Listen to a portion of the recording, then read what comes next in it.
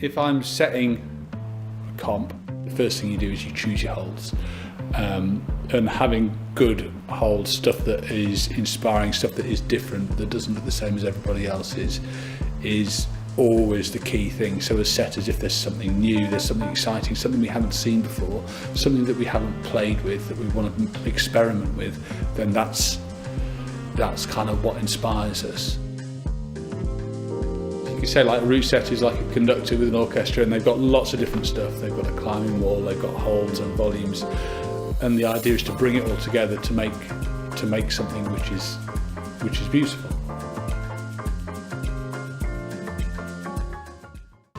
Hello and welcome to Devonshire Green in the heart of Sheffield City Centre. We are here for the cliffhanger event, the British Bouldering Championships 2023, and we are ready for the final. We've had the semi-final earlier, 19 men and 19 women, got whittled down to just 6 men and 6 women for tonight's final.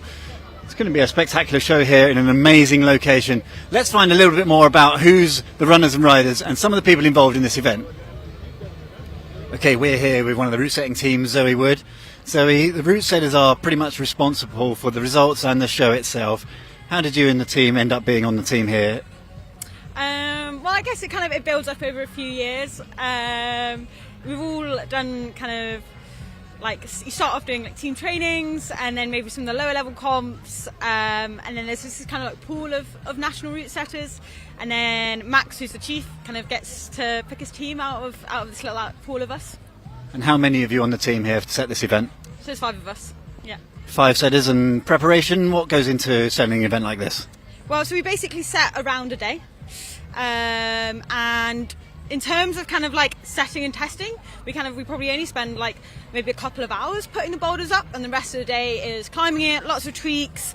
You know, when it comes down to each move counts so much towards the end result of the competition, so each one is analysed, and a lot of work's gone into it, and you need to then look at the boulder compared to the rest of them to get a bigger picture, to make sure the field tests every different aspect and skill within climbing. We saw an amazing semi-final round that's just happened this morning. It was a great round of boulders, it was a hard round of boulders. What was the reflection from the team? Well, I guess I think initially we were all just super happy with how it went. The tops were great because they all got different tops by different people and in a different amount of attempts. I think the different styles of the boulders as well we were all really happy with. So yeah, we were watching, and just by the end we it increased, and we were all just absolutely buzzing by the end. It was a great show, but the final really is where the money's at. That's the big show. Yeah. How did you prepare for the final? Well, the finals day one of setting. We set the finals first, and then go down from there. I guess first of all we had planning, so we decided what style each boulder is going to try and test the climber on, and then took it from there really. So yeah.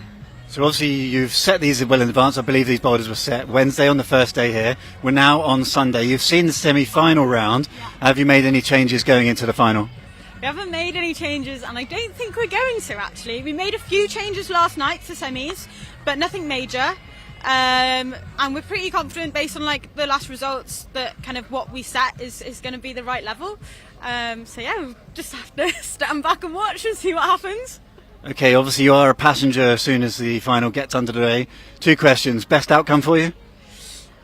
Everyone puts in a good fight, and different tops by different people, and not everyone getting to the same place. I think, testing lots of different skills from the climbers.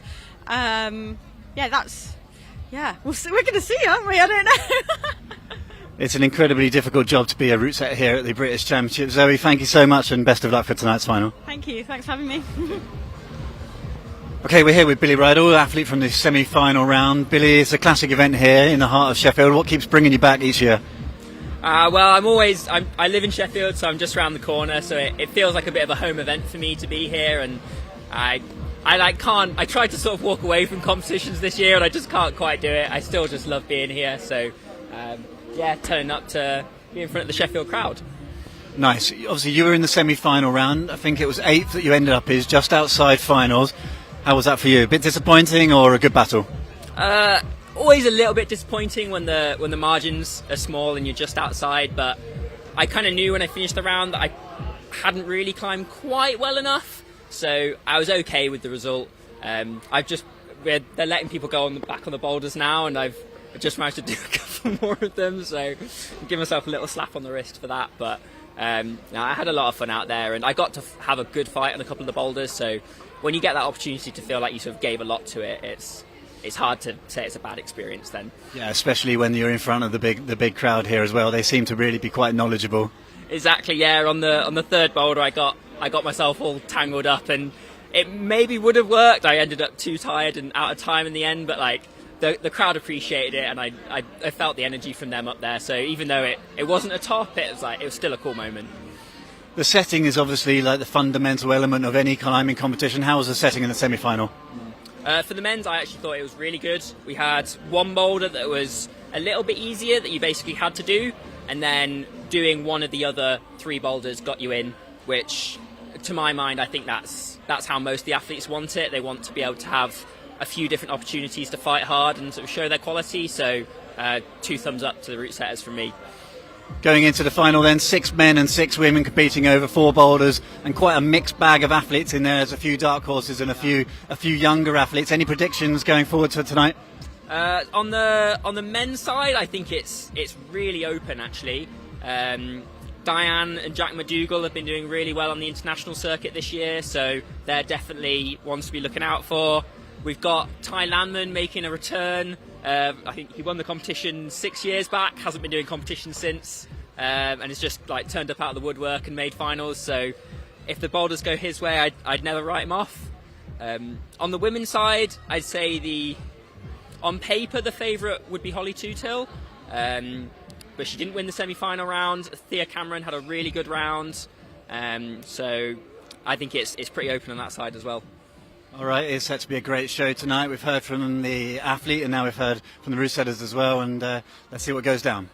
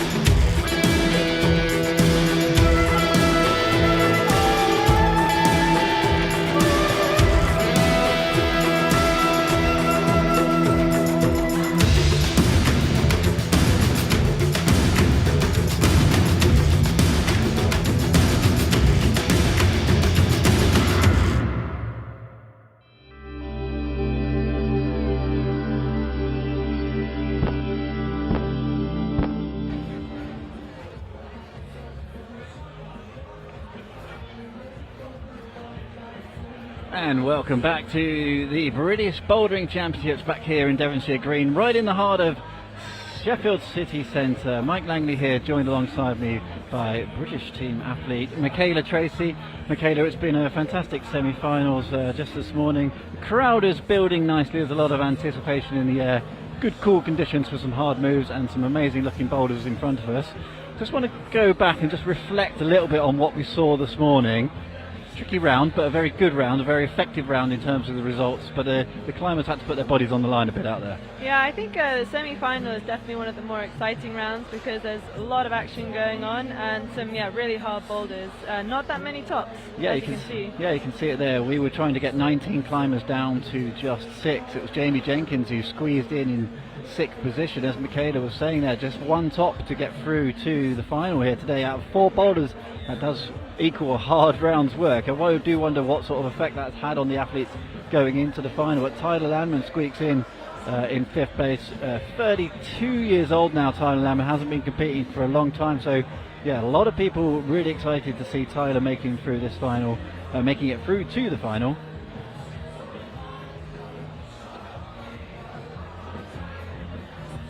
Jack McDougall was absolutely brilliant, especially on that first slab. A couple of really quick tops, made light work of the semi-final for him. Struggled after that, and then Diane Actor, right at the very end, Michaela, had to pull out this most incredible top on boulder number 4 to secure his place. That was a buzzer beater for sure.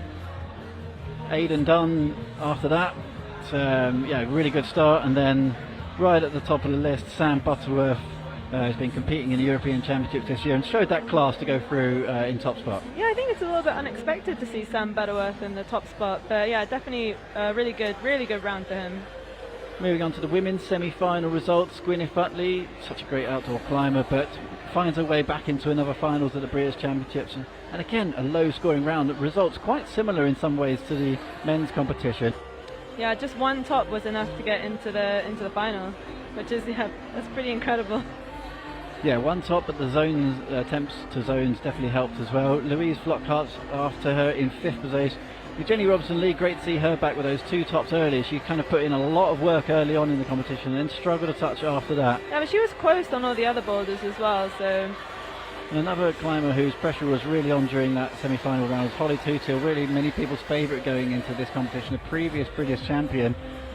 It was a bit kind of scary after the first boulder. We were getting a bit worried that she might not be all there today, but it turned out she still had the class on the 2nd and 4th boulders. Yeah, I think the first boulder was just a hard boulder for her. It didn't really suit her style that much, and when it's such a low scoring round, it is a bit scary when you miss out on that first one. But yeah, managed to definitely pull it around on the vert slab on the right hand side. And then 2 climbers in the top 2 positions from the semi-final round. Jen Wood was looking pretty solid all day and had one of very few tops on boulder number 4. But Thea Cameron, as soon as she came out the traps today, early on in the semi-final round, well, I think she came out 5th out of 19 climbers and just started dominating the block straight away. Yeah, Thea looked really good this morning on the powerful boulders. So she'll also be a little bit better rested for the final because she's had probably about an hour more rest than the other competitors. So I wonder, sometimes it helps to come out a little bit earlier on in the semi-final. And just as that graphic flashes away, we go into some semi-final highlights. It gave you a little bit of idea of how brutal the round was, and you see how many zeros there were at the bottom of that scoreboard. A kind of bit of a brutal affair for a lot of the men and the women out there. Yeah, it can definitely be disheartening if you're on the bottom end of that scoreboard. But the boulders need to be hard because these climbers are just so strong. So you need to be able to separate the fields. If you have just joined us, this is the semi-final highlights, a few of the incredible frills and spills and tops. We will be getting into the boulder observation in a few minutes' time. Crowd really building here in Sheffield, just behind us in our commentary position as we go through. This was one of 2 only tops there on men's number 3, just the most insane hand jamming boulder, which was completely grim to watch from start to bottom. Was that the only top on that boulder? There was possibly Diane. Diane was so close but just dropped the last move. Yeah, really impressive. It's funny, the only person to top that boulder, I don't think they're anywhere near the final. So. They need to go down to the crags and just use that hand jamming for better effect. Well, that's what I said. I said you don't necessarily need to be a good comp climber to do this boulder. one of the big surprises not to make it through for tonight's finals in some ways. Nathan Phillips wearing 43 on the wall there, been competing for so many years for GB climbing, didn't make it through. Yeah, but he's not been focusing on competing that much recently. He's been climbing a lot more outdoors, and yeah, I think you really have to spend at least, well, unless you're Tyler Lamb, you have to spend some time climbing indoors. Yeah, we'll get onto the history of Tyler Lamb when he comes out a little bit later on, but that boulder in particular there, men's number 2, we see with the yellow and purple volumes, was the top end of that boulder really did work to split the athletes. Yeah, I think it was hard, so a lot of climbers couldn't do it, and also it took a few attempts to figure it out. So even if it didn't necessarily split on do you do the boulder or not, those attempts definitely split the fields. That's Sam Butterworth there, an incredible top on boulder number 4. I think they only got 2 tops in the end, that boulder, and that three tops. Three tops, yeah. That's Tyler topping that same boulder. It was a really hard last move, and we saw a number of climbers, including Ben Preston in the men's competition, who didn't get through to finals because they dropped the match on that last move. That's how close this round was in the semi-finals. That's how close to the wire it was for the route setters. Holly Tootsill there finished the round pretty strong, as we said, after a pretty tricky start for her. But to flash that boulder, that is an achievement. Yeah, overall I'd say the route setters did a great job. The crowd just builds here in anticipation for this final. We are in a city centre outdoor arena here. We're under a massive tent, so we get crowd get all the weather. Yeah, I would say definitely the crowd, it fills through the final. By the time of the last boulder, there'll be more people here. Okay, we're going to let you enjoy this beginning of the competition with the local MC, who's going to be calling out our climbers, and we'll be back to our commentary session for the observation period.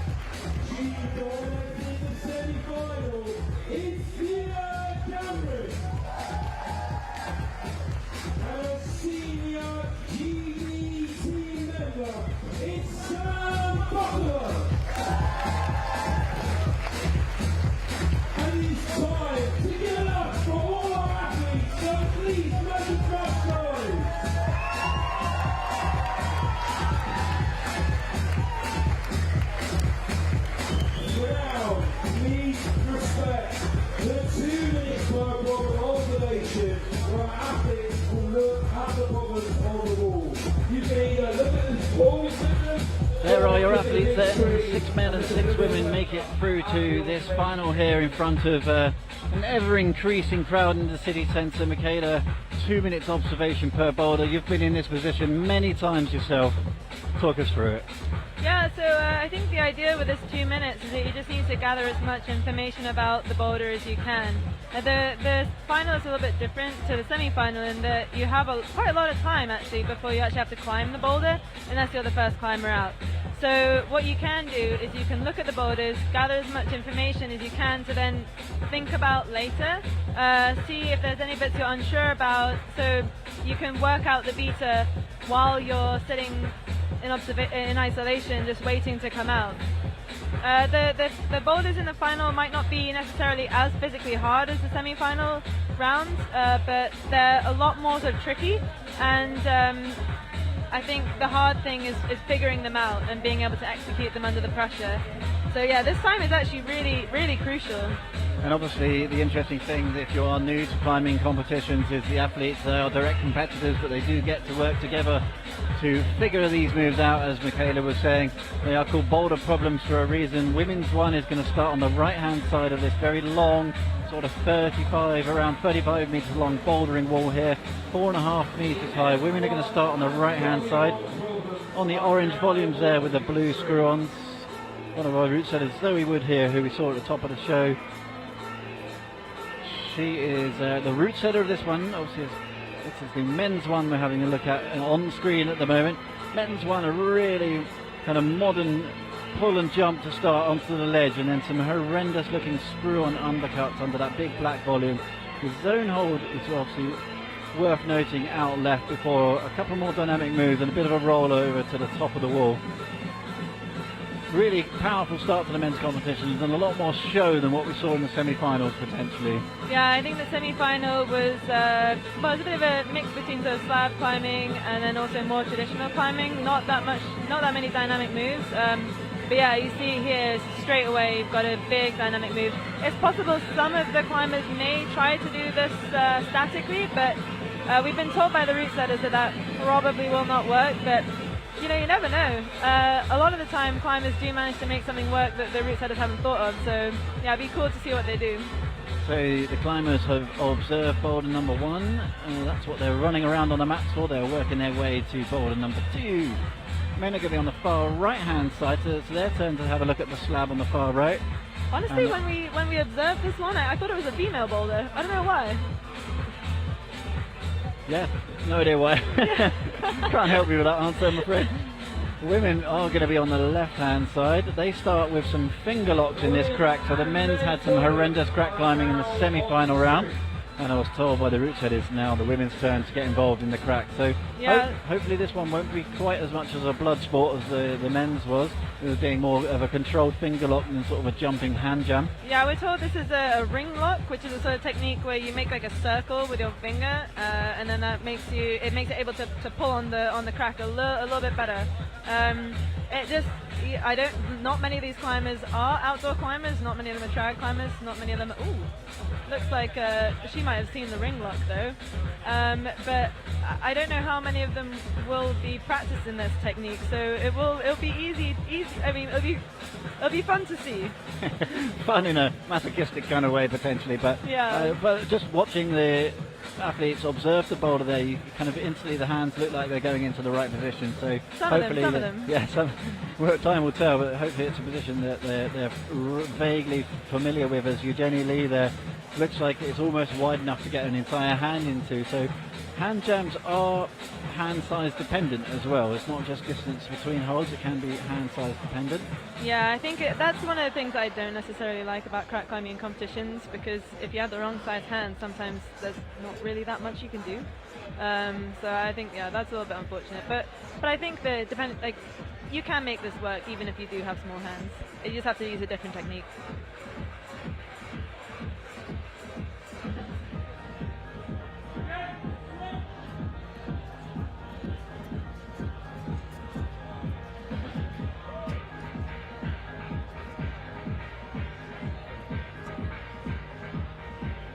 So that 2-minute rotation ends. Next 2 minutes observation, the women move down to the far left hand side of the wall. This is where they have a really tenuous looking slab, and the men move into a real power boulder in the middle of the wall. That's our group of 6 women at the moment. Starts on the far left hand side, 4 points on a sort of sloping triangle volume. Yeah, we've been teeter away. Sorry, Michaela, just going to say teetering across the bottom of the wall there, and a bit of a pounce up. And speaking of which, men's competition is a really fierce jump into the sort of left to right. I think this men's three, that's more of a sort of show-stopping move that we've come to expect from competition climbing, from modern competition climbing. I think the top actually on this one is a little bit more straightforward. So I think once you see people getting through the bottom section, they should have a good chance of completing the boulder. Yeah, very fierce was how it was described to me. What, the top section? The lower jump, just pure power, just boom across the wall. Yeah, it's not so much of like a technique jump. It's more big jump, big squeeze to finish. It'd be cool to see someone stick that though. I'm sure one of these climbers will. Yeah, I would say there's plenty of smiles on the faces of the competitors so far. That gives you an idea that they like the look of what they're seeing. Yeah. Tyler Landman maybe not quite so much in the men's competitions, but down there on the women's field they're a little bit more separated potentially, not working so much together, a little bit more independent. Yeah, I think we've seen a few reading together. I think that's often what happens. You get like people that know each other will, gravitate towards each other because it's nice when you're in such a stressful situation to have that like comfort of talking to someone you know. But actually, honestly, I normally read routes by myself because sometimes people can like suck you into trying stuff that you think, oh well, that person read it that way, so I should probably do it that way. When actually maybe that's not the beta. So I don't know. I prefer to rely on myself because then at least if I don't do the boulder, it's just my fault. Moving on to the final boulder, the final 2 minutes of observation. Both categories move right into the middle of the wall. It's going to be interesting. They're going for the big showstopper right in the middle of the wall to finish here. Finish this weekend off in style, hopefully in Sheffield. Women are jumping from left to right and potentially a toe hook catch and a bit of volume wrestling. Some volume wrangling up the top of the wall there and try and finish off this one with a pretty hard move to a side pull to finish. And the guys are on these sort of dual texture pink and black holds. Really awkward looking starting move. Looks like the guys have potentially read that first move. Pouncing between these terrible, absolutely awful looking sloping pinches. And then again just wrestling up these massive side pull volumes. The big triangle in the middle of the wall does have a very small little red screw on it. Holds an ultimate hold in the men's competition up there with a tiny little slotted crimp. Yeah, that's a terrible foothold, that pink one that we see on the shiny volume. It's not a good foot. Yeah, final move is just a jump out to the right hand pinch. Just a little bit of a close up for you here. Yeah, this is more of a straightforward power boulder. The women's one that does have some power, but you have to make it through this quite low percentage toe hook catch move in the first early stages of the climb. So yeah, I think these ones look like pretty fun boulders. I like to try these boulders. Inevitably, the route setting team try and make a rounded set of boulders, a fair tour, not specialising in one area or another. But when you look at these 4 boulders for each category, Michaela, is there certain athletes you think that really won't like the look of these? No, not particularly. I think that this for both of the men and the women, it's a really fair round. Like there's something for everyone. Obviously, certain people will fare better on some climbs, but then it will balance out on the other climbs. So I think it's really anyone's game for both categories.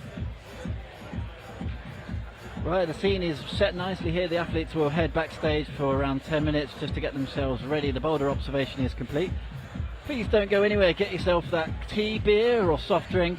Grab the bag of crisps and a biscuit. We'll be back with you very, very shortly to get the final of the British Bouldering Championships underway.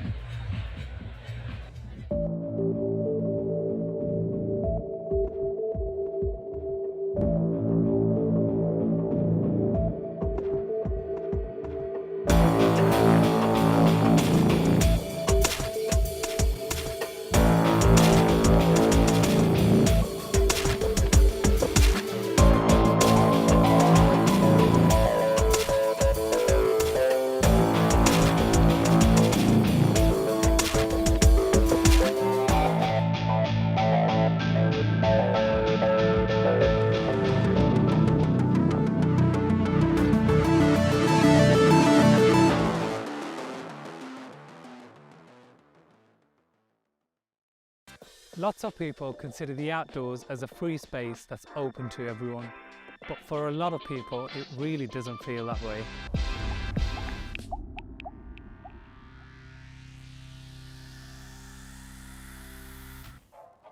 So we've brought you here today to find out one thing: is the outdoors an equal space?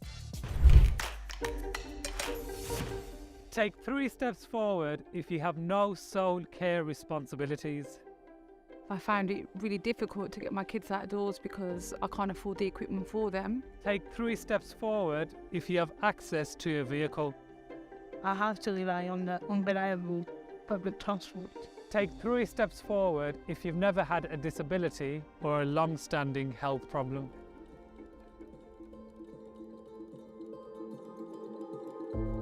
If you've always been able to afford to access the outdoors. When I went on one of my first treks, I did not have the right equipment. The sole carer of 4 children, I found it really difficult to get my kids outdoors because I can't afford the equipment for them. My aunties and uncles, they split and bought, I don't know how much it costs, but it's Gore-Tex, I'm guessing it's quite expensive. They split and bought it for me as a gift. If getting outdoors has always been part of your family or community life. Yes, I know speak to my parents. I've had to have other people influence me to go out and things like that. My mom, she's really into the countryside and everything, so she always took us out. If you don't have that connection, if you don't have someone who show you out there or text you, how are you going to find out about it? Take 3 steps forward if you've never struggled from a mental health condition.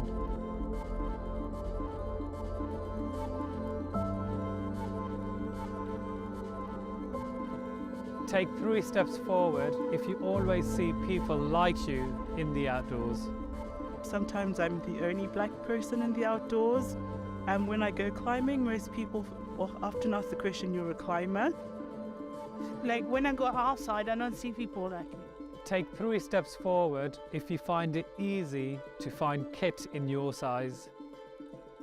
I'm a size 20, size 22, and I was struggling to find good technical clothing.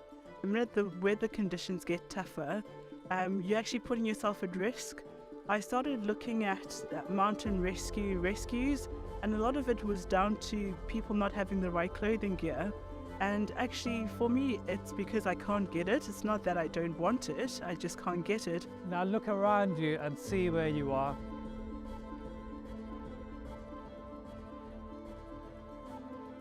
We've all got the same hill to climb, but we don't all have the same start line.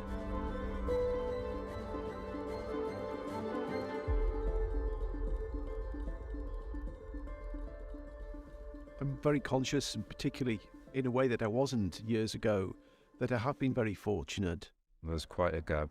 That's what I realised when we were there, and that gap could be due to not having a good relationship with parents and whatnot. They're usually the ones to incentivise their children to take part in stuff like this, and not having them around can impact multiple areas.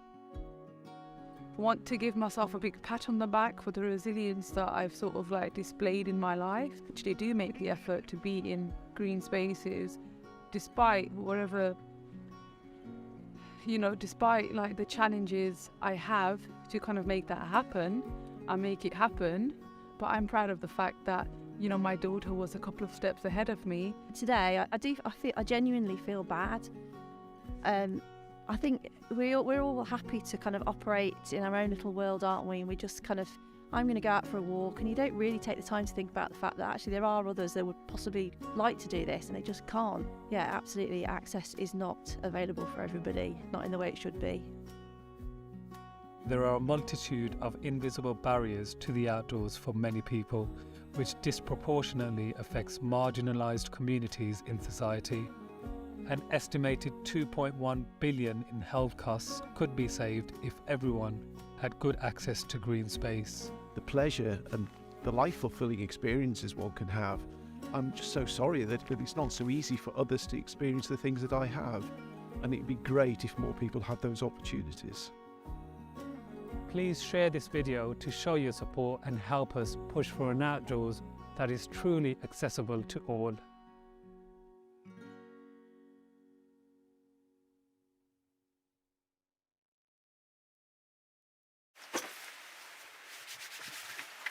Nicely. Come on. Come on. Come on. Hold it. Come on. Yes.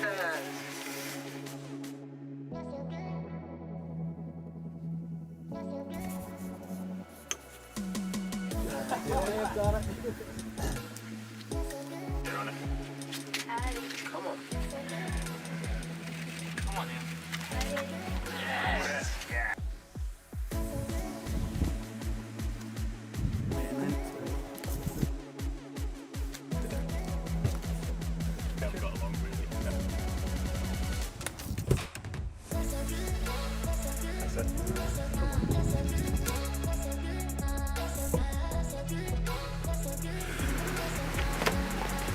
Yeah.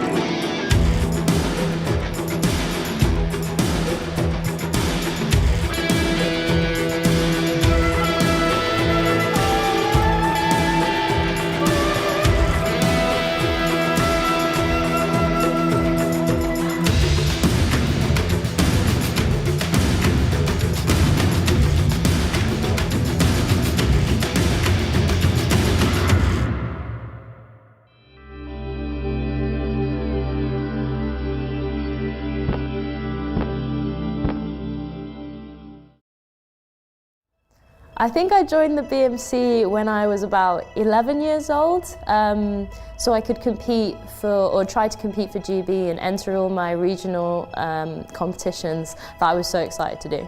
I also think the BMC could improve EDI by making climbing more accessible for all sorts of people, for example, families with low income or people in the city who just don't have access to the outdoors or don't see it as a place for them. The BMC ensures that we can all have access to climbing crags across the country and that everyone using them is looking after them. They're clean and the rock is in good quality, so that's really important to me as an outdoor climber. And then for competitions, they ensure that I can get away and actually be insured whilst I'm competing, which not many insurance companies actually do, so that's really important to me. And lastly, they are really keen on promoting diversity within climbing, and it's so nice to work with an organisation that shares the same passions as I do and has the same ideals and visions for where climbing should be. I hope as a BMC ambassador I'm able to be a role model for those people who might not see themselves looking the same as other people within the climbing community. So hopefully I'll be able to reach a new audience for the BMC, but also speak to their climbers who've been going for a long time. I think climbing has changed already quite a lot because of the Olympics. There are loads more climbing walls across the country, and also I think the style is changing so that even the easier boulders are a lot more fun and interesting and more like comp style, so people can really have a go at what they've seen at the Olympics at their local gym.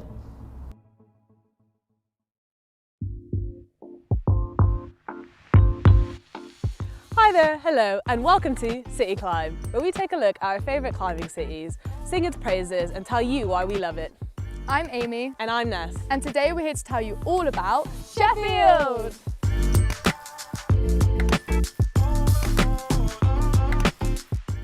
Sheffield is known as the climbing capital of the UK, and it's not hard to see why. It has no less than 5 major climbing centres, easy access to the Peak District, and some of the best outdoor climbing in the country. And best of all, there are literally thousands of site climbers like us, so no wonder people have been coming to Sheffield to train, climb, party for many years now.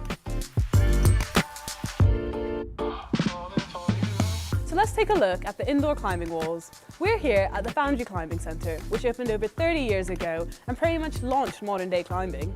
There is just so much history here. Probably most famous is the unique wave bouldering wall, which is as well loved today as it's ever been. So on the other side of the history spectrum is the Hangar, Sheffield's newest climbing centre. And like every other wall in Sheffield, it's buzzing with climbers from beginners to experts. As well as this, we have awesome walls with its lead, speed and bouldering. We have the ultra-modern depot, and finally our personal favourite, the climbing works. Truly Sheffield, you're simply spoiling us.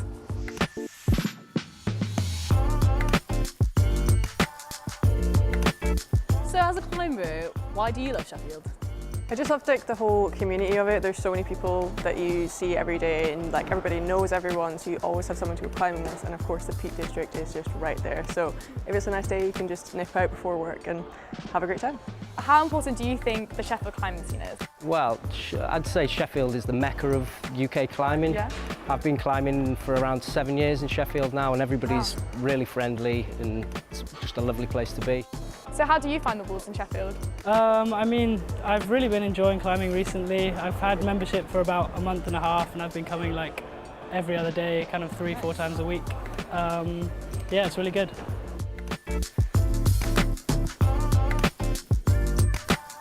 Indoor, outdoor. What about outdoor climbing? Well, you have come to the right place. The Peak District is right on our doorstep and has more brilliant climbs closer to more people than you could shake a clipstick at. This BMC guidebook has some of the best climbing on gritstone, and these two hold more than 3,000 traditional and sport climbs on limestone. Mind-blowing. So for gritstone, the easiest place to get to is right here, the beautiful Burbage Valley, just on the outskirts of town, an easy 20-minute bus journey from the city centre. And once you hop out of the Fox House, you are on the doorstep to 700 brilliant climbs, from moderate to E10, and 300 boulder problems from the easiest to the very hardest. Oh wow, should keep you busy. Should keep you busy.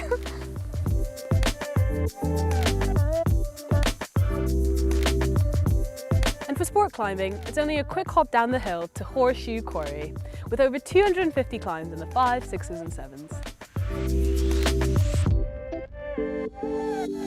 Now, if you're venturing outside for the first time, be sure to check out the BMC Respect the Rock video series. These short films give you a little heads up into some of the things to consider before taking your first steps outside.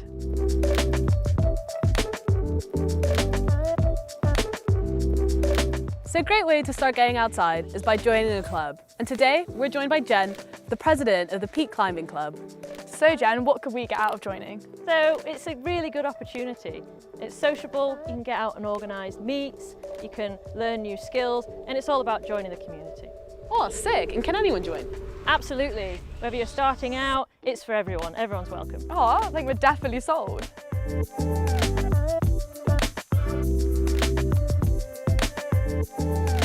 So we are joined by BMC Ambassador Molly Thompson-Smith.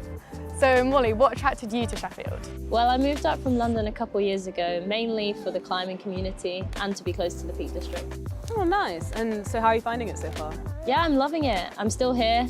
It's much easier to focus on my training for the World Cups, and it's just a slower pace of life compared to London, which is really enjoyable. Yeah, for sure. I mean, this seems like a definite recommendation from Molly.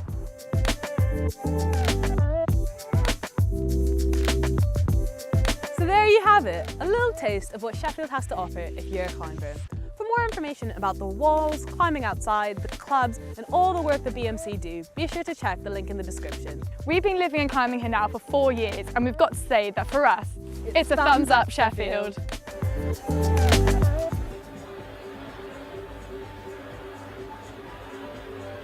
And welcome back to beautiful Devonshire Green, right in the centre of Sheffield here. Mike Langley and Michaela Tracy joining you for this final round of the British Bouldering Championships 2023. Jamie Jenkins and Gwyneth Utley are the first two climbers out. Gwyneth works her way to the right-hand side of the wall. Jamie Jenkins qualifying in 6th place from the semi-finals this morning on the far left-hand side. Two climbers on the wall at once. Michaela Tracy, our resident expert and competitor here, will be talking you through the how and the why, and I'll be keeping you running on who's who and how much time is on the clock. Just 4 minutes per climber to attempt each of these boulders. Both climbers getting right on the wall. Yeah, I think because you've had the benefit of that viewing time, you don't have to spend as long afterwards sort of working out what to do. Gwyneth making really good progress. She's a really strong outdoor climber, so just losing that foot there. But I think this is sort of more climbing, this one. So yeah, I think she'll be happy with this boulder. She'll be pretty happy to see that. Looked like a slightly nervous first attempt there, really. Sort of half went for the move. She needs to get into this. A pretty big crowd here in Sheffield. It's been building over the afternoon, and really in the last half an hour it's really ramped up. It's absolutely wall to wall at the front, so there's going to be a lot of pressure on these athletes to put on a good show. Jamie Jenkins has a look at this first move and does stand up into that really cool double thumb press move. He's got to teeter along this ginormous ledge. Yeah, he looks pretty happy in that space. Yeah, it's cool. It took him a few attempts to do that move, but not that many. So yeah, he's going pretty well on this first boulder. Next move does look particularly hard though. Massive rollover after a bad foot and just pounces straight out the screen, fires off to the far left-hand side. Yeah, I wonder if he wanted to have his other foot on there, or we'll see later. Gwyneth was close to that zone hold. Yeah, I think we've been told by the route setters that you have to do a bit of grappling on that volume there. You know, you don't really necessarily know exactly what you're supposed to do, or even what you've done after you've done it, but just sort of moving around on the volume. I feel like there's some boulders that you know what to do, just the observation, you just got to pull on the holes, and there's some boulders you need to go up there and just feel it out and try and figure it out on the fly, let your body figure it out for you. Yeah, especially with those volumes, because there's so many different ways that you can hold them. Yeah, sometimes you just have to get up there and just sort of see what happens. Gwyneth falls back on for her third attempt. Yeah, it seems like she's not necessarily physically tired by this boulder, she just doesn't know exactly what the right body position is. Looks like Jamie Jenkins is going to go on. He had a really good effort that time as well, but can he repeat that move? As we see with so many times on these types of moves, once you've done a technical timing move once, it seems to be quite easy to repeat. Yeah, like your body has learned the movement, so yeah, you can just make the same shape again. Both climbers in similar sorts of heights on the wall at opposite ends, but both heading towards the zone. Does look like Jamie Jenkins has secured it once again. Oh, can he pounce up for this move this time? Yes. Nicely done getting from two Jamie. holds on it, 2 hands on it. Jamie Jenkins, can he find the top here with 1 minute to go? He does. Perfect start from Jamie. He's going to be pretty happy with that. Yeah, I think that puts him in a really good place for the rest of the round. Yeah, it's nice also psychologically to get that first top out of the way. Yeah, he started really strong in the semi-final round as well. He did flash the slab in the semi-final round, so did flash the first boulder in the semis as well. Comes out, so obviously not a particularly sort of nervous character on the wall. He knows how to control himself out there, even in front of the big crowd at this British finals. Yeah, I think well, he's still a youth competitor, so I think for him it will be massive just to be in this final. So he's just probably going to go and have fun out there. But sometimes it's better to take the pressure off. Gwyneth really trying to find something on that right foot at the moment. Ooh, foot just slipping off. Yeah, that foot is angled sort of not quite the way that you want it. Like you want it to be flat, but they've turned it a little bit, so you have to sort of claw with your foot to stay on it. Gwyneth decides with sort of 15 seconds so to go that it's not going to happen. That does mean we're on to the next rotation, so it's Louise Flockhart and Tyler Landman. Yeah, because we have that 4 minutes flat now. You're not allowed to keep used to be that you could keep climbing once you're on the wall and your time had run out, but now, of course, you have to stop when the timer goes. It's a bit of a shame, really. It sort of takes away from some of the drama, but... Tyler Lamman and Louise and Tyler, 32 years old, oldest competitor by far in this final round. Been climbing for 27 years. Yeah, I think Tyler, his strength is not on this sort of dynamic comp style movement. It never really has been, and I think he'd rather keep it that way. So yeah, he'll try this one, but it's not his favorite style. I think he'll be looking more to the sort of power boulders towards the end of the round, if I'm honest. Louise Flockhart seems to be really good at this kind of weird style of boulder. Hopefully she'll find something on this section. This is what you were talking about, Michaela. Just got to find a body position, got to find something on that triangle. It's not necessarily obvious where and how you hold it. Really, really nice getting down onto those footholds. Yeah, I think she's got more weight in her feet than Gwyneth had, which enables her to get to the zone. Definitely controlled the zone there, so that's the judges will definitely mark that as a successful attempt. Tyler's just trying to find this position still. Getting more comfortable with it, and Louise just wobbles off. Yeah, that you have to then go quite dynamically for that top hold, and it's from a very uncomfortable position. So yeah, it's not the most fun of climbs. The problem with a sort of dynamic, showy move is you could potentially spend 4 minutes just pouncing off the ground and getting nowhere. Yeah, I mean, I think that Tyler can do this move. He's got the height. Maybe he just needs to give it a little bit less power, if I'm honest. Oh! Tyler pulling into this move one more time and does use that power wisely up into the starting volume, but then wobbles off the next move. Still got half his time remaining. Yeah, it looked like he just lost tension a little bit there. But I think now he knows that he can do that move, so...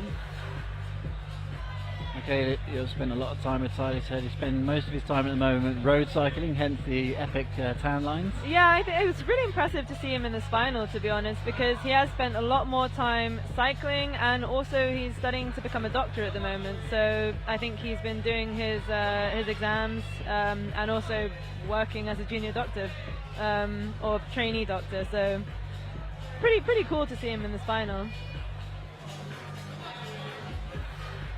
Doesn't look like he's loving that climb though. Louise has got this part of the climb on lock now, knows exactly what she's doing. Got to pounce into that top hold at the moment. It's a slotted sort of jug, but it's really slippery. The bottom part of the hold that Louise was jumping for there is completely textureless. As Tyler is back established once again. Yeah, we're told on that last move, you really ideally want to go with both hands, so yeah. Tyler running out of time here a little bit. 45 seconds remaining. Well, he got to the zone hold, but he just lost tension again. So hard on those slippy thumb-nicklings. Louise surely now knows exactly what she needs to do. She's done every move successfully apart from landing that top hold in control efficiently as she needs to be across this lower section.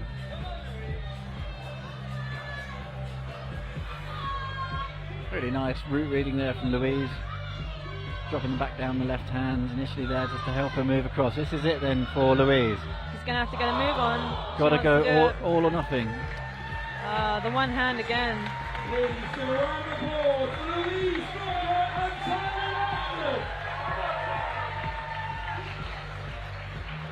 Yeah, Tyler definitely looking a little bit disappointed there. He wanted more out of that boulder.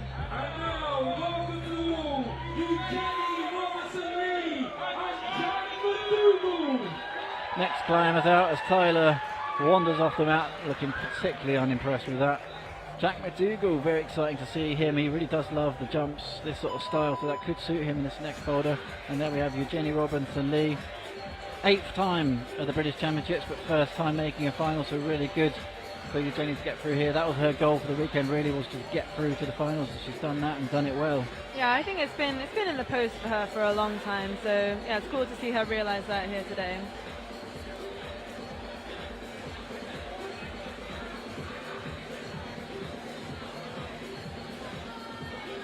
Jenny competed out in Seoul at the Boulder World Cup earlier on this year, so she's getting that international experience as well. Jack straight into it. We said he likes the jumps, and That with the instantly flash. into it. Nice. Yeah, I don't know, my man. I don't know if Jenny got that much out of that palm, but oh, Jack snap! McDougall goes to the one-hander lander. Yeah, that was cool. That was cool. An absolute domination of Boulder number 1. The perfect start for the young Jack McDougall. Yeah, made that look pretty easy. Definitely had capacity to spare.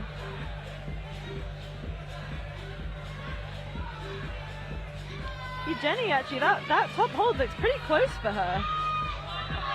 She is just, you can see her searching around, eyeballing that top hold. Was sort of in slightly contorted position around that volume. It wasn't quite comfortable to jump to the last hole, but like you say, Michaela, potentially doesn't need to do that much of a jump to finish that boulder off.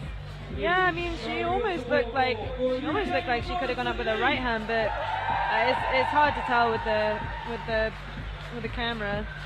I think possibly maybe she needs to flip that left hand and then jump 2 hands from that frog position, but yeah, with that right foothold being so bad, it's quite hard to want to generate off of it.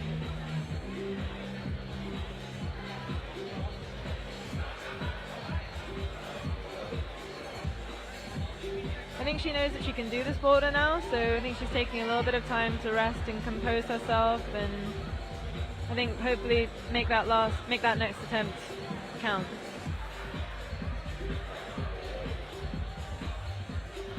Great atmosphere here in Sheffield City Centre, here in Devonshire Green. Jenny dealing with it quite well on stage as well, staying composed, definitely staying in the zone.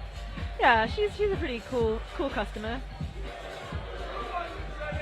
Yeah, no stranger to finals as well, but first time at the British Championship final, so a bit of a step up for her in that regard.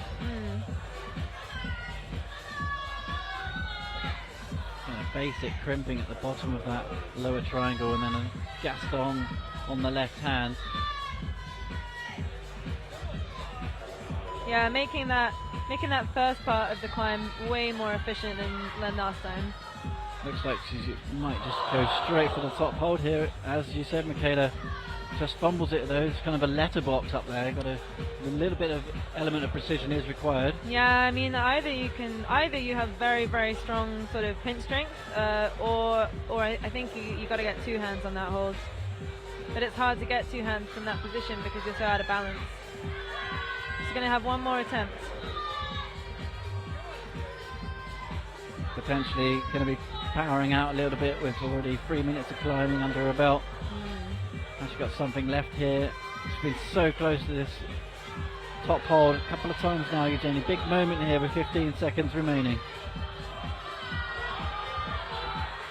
Really nice wrap of the left wrist there as she just gets into the position for this final move. Decides to ignore the zone hold again. Yeah, she was very, very close to getting it that way, but I think the route setters might have thought about that one. Yeah, it would seem as though pushing yourself over to the right gets a bit more weight on the feet, helps you load the feet to jump to that top hold a little bit more. Next climbers are out though. This competition is happening thick and fast. Diane Actor, incredible semi-final performance for him right at the very end to get through to this final.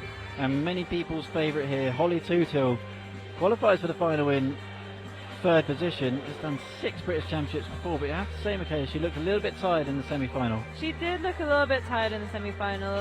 I think she's done a full season of the bouldering competitions this year, and that can be pretty tough on your body.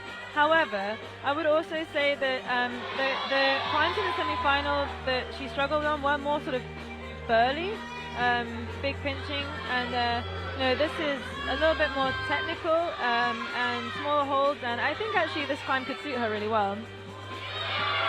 On the left-hand side of the wall, Diane looking so solid on his first attempt, bounces into the first move with no issues, and now it looks like he could find a top here with no issues as well. Super casual, that's going to be good considering how much effort he had to put into the semi-final round to come out, secure a quick top. Is really solid work there from Diane. Yeah, it looked pretty easy for him. Holly Tutil now. What sort of positions can she consort herself into for this top move? Yeah, so far reading this route really well. Opts for the foot swap here, potentially seen something round the corner. Toe hook is allowed round there. Nicely reaches over. An absolute demonstration of control, staying calm under pressure, route reading there, superb work, and that's why some people say that she's the favourite going through into the next couple of boulders. Yeah, I mean, she climbed that really well.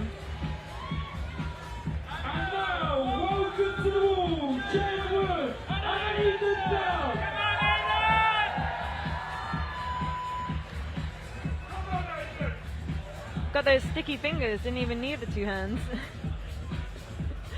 Next pair out then, Jen Wood, who's on the screen. She's joined by Aidan Dunn. Both these climbers qualified in second place from the semi-final into this final round. Let's see how Aidan gets on this move. Just sizing it up. Yeah, slightly different approaches. Jen spent a little bit more time preparing the boulder, Aidan getting straight into it. But I think that's because, you know, this sort of coordination move, it can take a lot of attempts, so sometimes it's better to get started early. Yeah, when you can see a jump like that, I guess it's pretty obvious that you're probably going to have to put quite a few attempts into it, where Jen Woods knows that this is a classic kind of crimpy style boulder. Yeah. It just might come down to a flash later on, to get as few attempts used as possible.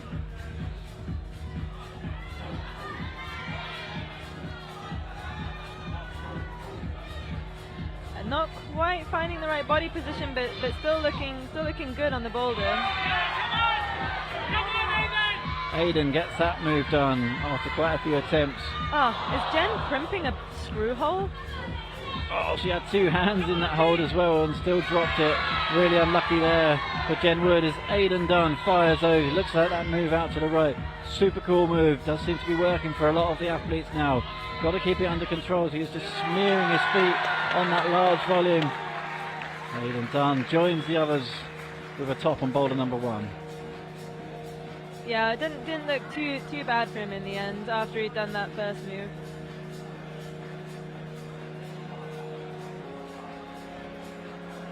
Aidan walks in front of our commentary position here, looking pretty stoked with that. Big smile on his face. Yeah, he's happy. Jen just taking her time. I think she knows that she can do this boulder next go, so yeah, I think you'll see her trying to rest, trying to conserve attempts, and yeah. Yeah, really running down the clock at the moment. Do you feel like sometimes brushing of the holes is just a way of focusing the mind, just letting yourself calm down, go into a bit of a routine? Yeah, well, and also I think it's really important, especially on the volumes. Like if they're cleaner, you have more time on them. So the dirtier they are, like the more your hands are gonna. So the faster that time will run down, the amount of time that you have on the volume. Whereas if they're clean, then maybe you have a little bit more, like 5 seconds, which can make the massive difference.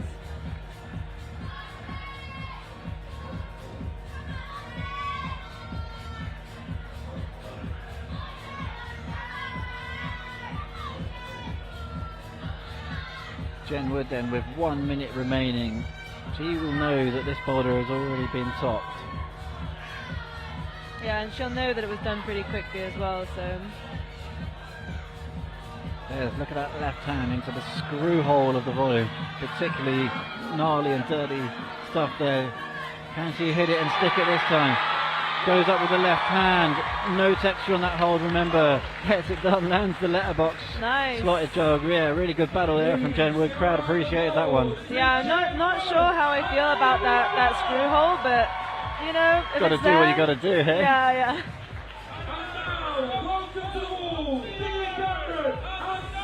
Yeah, you can see she's really happy with that one. Final competitors out then. There they are on the first boulder. Sam Butterworth and Thea Cameron are top competitors. And Michaela, if you come out qualifying in the top spot, potentially the pressure really mounts on you. Yeah, I personally don't like to compete in the final in the top spot. It just doesn't really agree with my character very well. Some people love it, like Sam honestly he's psyched. But yeah, it can be a bit nerve-wracking because you know exactly what everyone's done, which in some ways it's an advantage because you know what you need to aim for, but then also it means that you start like second guessing yourself sometimes. Well, and the head games in sport obviously do funny things sometimes as well. But he's looking pretty comfortable, like you say, up here at the moment. Got to go for this big rollover, full commitment. Ooh, wow. Yeah, just like maybe a little bit low on that hold. But he seems, it doesn't seem to have phased him very much. It came down pretty hard there, to be fair. Yeah. Yeah, Thea maybe looked a little bit nervous on this women's one.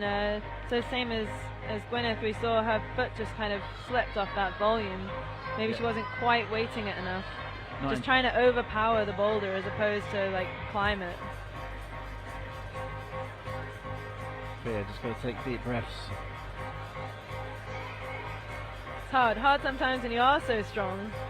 You can just think you can power your way through, but yeah, I think maybe she's not finding the right body positions quite yet.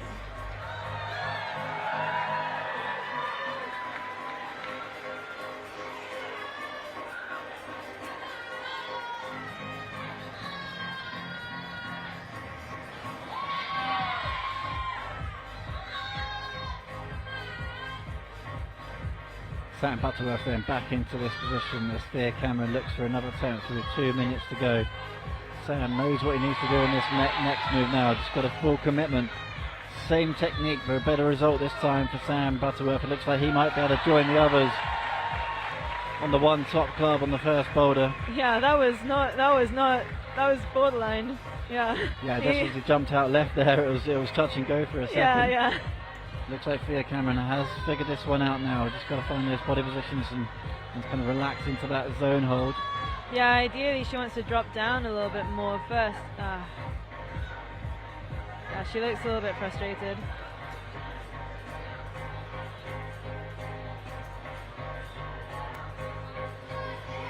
I think she's got time for one more good attempt on this boulder. I think the two methods we've seen work have either been to drop down into a sort of frog position on the volume, or to use the screw holds. Yeah, stay high and just pounce for the top, ignore the zone hold entirely. But I think even Jen did use the zone hold, but you've got to get that screw hold because it actually gives you some purchase on the volume. I think Jen Wood really showed her experience on that, searching all around the volume hold itself for something. Yeah, sometimes you can find a hidden hold. Pressure really mounting on Thea here. It shows slightly.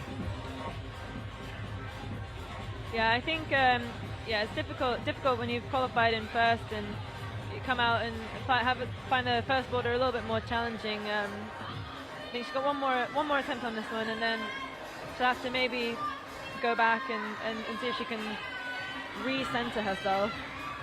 Don't want to really be making predictions this early in the competition, but we feel how this boulder's gone down. Not topping this boulder would be pretty huge here for Thea. Not early days, but worrying. Yeah, I think that like this is one style, and there's a big mix of styles across the boulders. So I think not topping this one, it's not the be all and end all. You know, you can go back, you can gather yourself, you can come out stronger on the last three boulders, and you can come back from this. But it's a matter of having that mentality correct. Yeah, I was going to say, you make it sound kind of straightforward, but mentally that must be a bit of a tough battle, I imagine, to struggle on the first boulder and not carry that with you for the next couple. Yeah, it's not easy. We are moving on to boulder number 2 then. Jamie Jenkins and Gwyneth Utley join us back on the mat. Yeah, it'd be cool to see how this men's 2 climbs. Yeah, it looks like definitely a sort of a boulder where you have to feel out some of the positions and maybe climb some of it on the fly. So yeah, that would be cool. Women's 2, yeah, let's see if these girls can ring lock. Gwyneth looked like she's going for the straight hand jam. Yeah, maybe that'll work.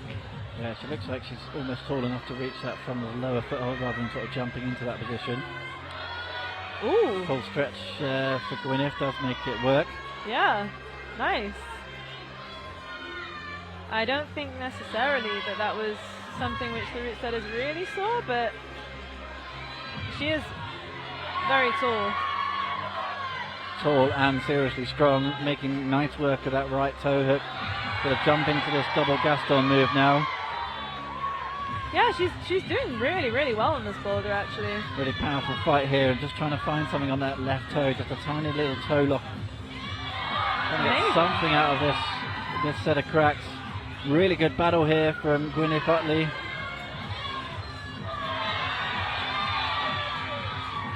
Still going, Gwyneth. Jamie Jenkins is having a good fight on his hands as well, but it seems to be all eyes on Gwyneth Utley here on women's number 2. Searching around, really good endurance on this climb at the moment. A lot of effort and a lot of time going into this first effort. She's still fighting up there. She most definitely won't want to try this boulder again. Big battle, and she's going to eye up the finish hold. It's this or nothing for Gwyneth as she slips away.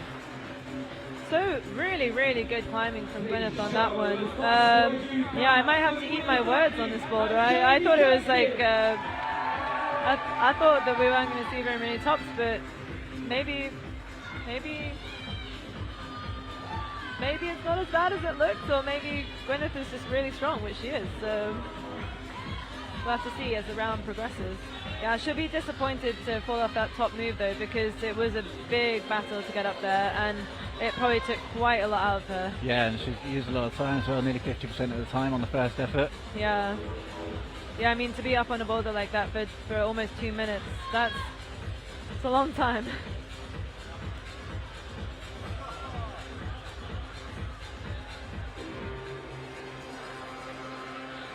Just getting taped up there, just checking with the judges in front of us that is okay. She's not allowed to bleed on the holds.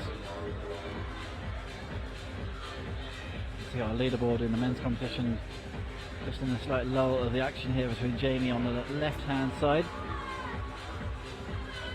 Yeah, most of the men topping that first boulder, just attempt separating them. Instantly on that attempt, Gwyneth puff of the cheeks, looks tired. Yeah, she doesn't look like she thinks she has it in her. I think she has it in her. We haven't really had an opportunity to have a look at this men's number 2 yet. It's a slab. Sort of drag yourself across the bottom of the slab and press it out into the upper section. Yeah, good work getting that zone hold to stick. Although Jamie Jenkins here has around 25 seconds.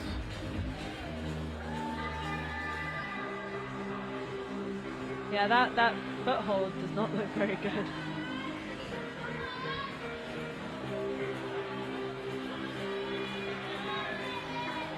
So those 2 holds that he's on at the moment are not that bad if you have them in the right direction, but the next hold, the zone hold, is terrible.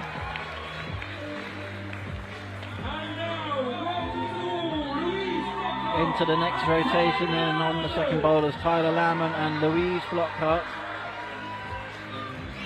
I think this really could suit Louise, this boulder. Louise, also one of the taller climbers.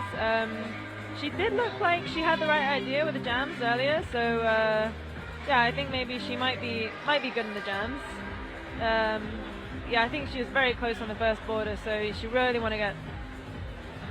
to make it pretty far on this one, I think, or ideally a top, really, to get her back in the game.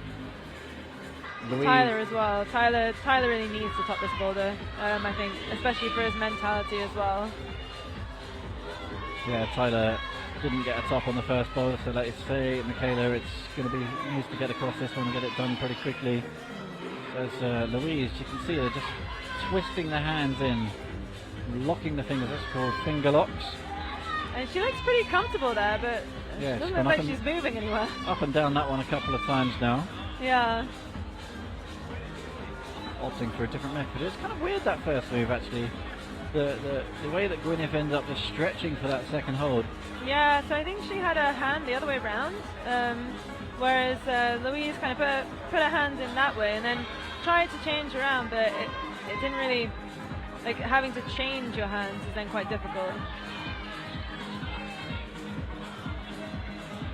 Now she sort of has realised that she can just reach.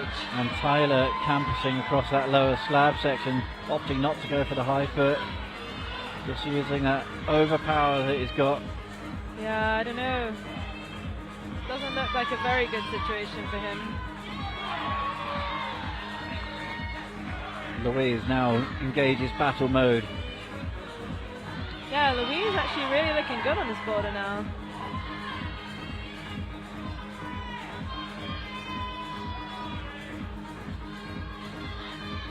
Sort of figuring out this top section. It's a little bit tricky in terms of where you put your feet, how you can do the moves the best. Staring down this top hold. Louise Flockhart looking really good on this boulder, but this last move is hard. Just missing it. I think she knows what to do now though, so if she can have a bit of a break and get up there again, I think she has a good chance of doing this boulder. Yeah, it doesn't look too tired on the mats there, just as she's prepping the boulder with the brush. No, and it she looks didn't. fairly in control so far. She didn't spend that much time on the boulder. She was on it for maybe 40 seconds, something like that, not the two-minute mission. Tyler just trying to decide between campusing between the sloping volumes and campusing up to the zone, or going high left foot. Got a bit caught in between the two methods there. Yeah, he doesn't look super comfortable in this climb.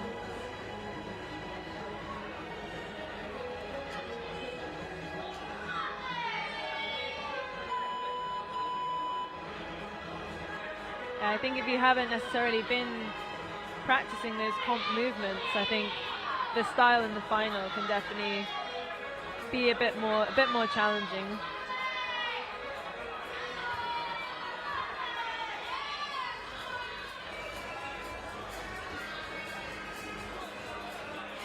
Awesome work from Louise as she battles away again on boulder number 2.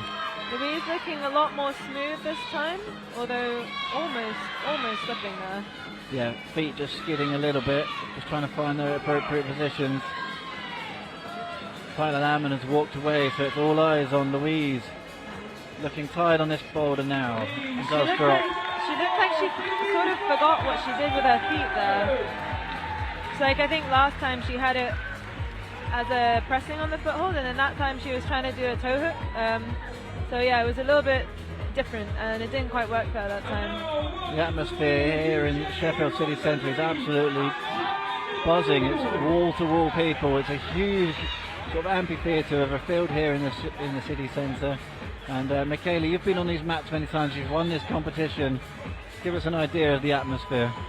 Yeah, it's a pretty crazy competition to be a part of. Actually, normally, I think they've done it differently this year. Normally, where they have the competitors taking their breaks out in the front, in front of everybody else, and that is its own a challenge in itself. But I think this year they've managed to sort of sort something out where the competitors can actually go back behind the wall and stay back there, which sort of changes the nature of the competition a little bit. But it's a bit more like fair, because when you're all out on the mats, you can kind of tell what's going on. And Come on, you could have a sneaky peek. yeah, I mean, I try not to, but Jack McDougall then absolutely dominated boulder number 1. Let's see what he can make of this kind of really techie looking slab it turns out to be. Look at that power in the shoulders there from Jack. yeah, he loves the slab, does Jack. So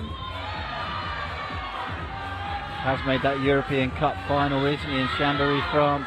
Clearly showing he's got the skills here. Jack just got to keep it under control on the last move. ooh, And the foot just does foot go. slip. Yeah, I think he got a little bit overstretched there, but he has a lot of time left. Looks like Eugenie Lee eyeballing a different technique. Look at that. That was The 1-2 snare. That was really smart work from Eugenie. anything not to ring lock. Turning a crack climb into a modern comp style jump. Yeah, I mean, I think maybe my fingers are definitely too fat to do that. Jenny into this powerful shoulder section next then. Yeah, see, they're figuring it out, pressing off that foothold. Looking really good up here. Opting for this toe hook move that we've seen also from Louise. Got to find something in this last move. We know it's hard and we know the pressure on. Looks like she's going to go up with the left, potentially a route reading mistake there.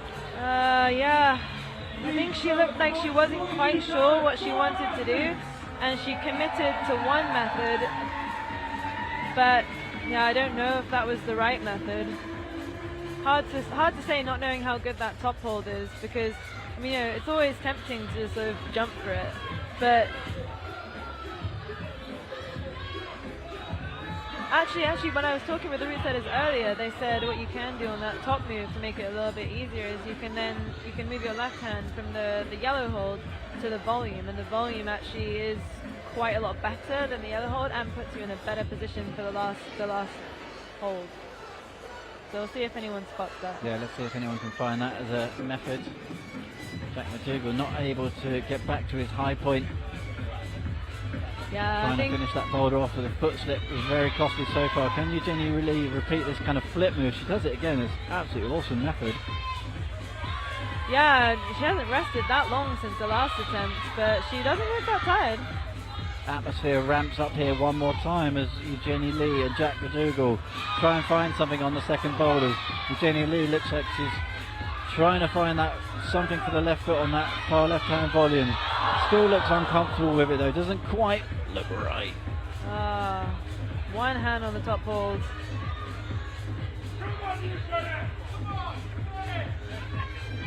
Yeah, with Jack, with these like feel climbs, sometimes you feel it right the first time, and then your body just doesn't find the right position again, and it can be pretty frustrating actually. Frustrating indeed as Eugenie Lee decides to call it a day on boulder number 2, picks up her stuff and walks off. Really close from her. Jack as well, because I mean he was so much closer than the previous 2 competitors, but it's the same score, so yeah, a little bit of a heartbreaker. Enjoying that atmosphere and back onto the mats. We're going to have Diane Akhtar and Holly Tutil. Yeah, Holly is one of the shorter competitors, so she's going to have to do something. I think she might have to make a little bit more use of these ring locks, possibly. Yeah, Diane, I've never really seen Diane on a sort of slab, apart from that first slab on the semi-final. So yeah, it'd be interesting to see what he does. I know he is quite a sort of a well-rounded climber, so. Yeah, he told me he did prefer sort of pinches and power moves, but he has got that first at the European Youth Cup last year, so he's obviously got the fairly decent rounded set of skills in his toolbox. Yeah, or he got lucky. Savage. I don't mean that. If his parents I'm not sure if he can get lucky 3 rounds in a row, can he? No. Holly Tutil then, using the opposing thumbs on the fingers are obviously a little bit too small to do a proper ring lock, and is going for sort of opposing thumbs method. I think she could do the ring lock, but she just doesn't want it. But I mean, you know, nor do I, so that's fair.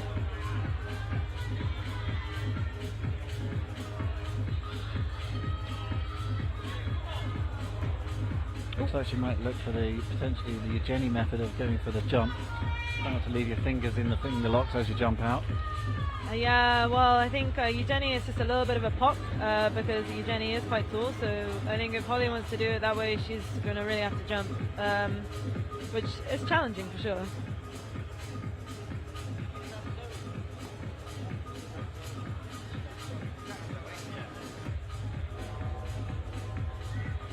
Diane's just having a rest on this one. I think on those holds, you don't want to spend too much time on them. So I think he's trying actively not to try it that much, because the more time you spend on them, the hotter the holds get, the harder they are to hold. And those holds are bad enough already in the first place.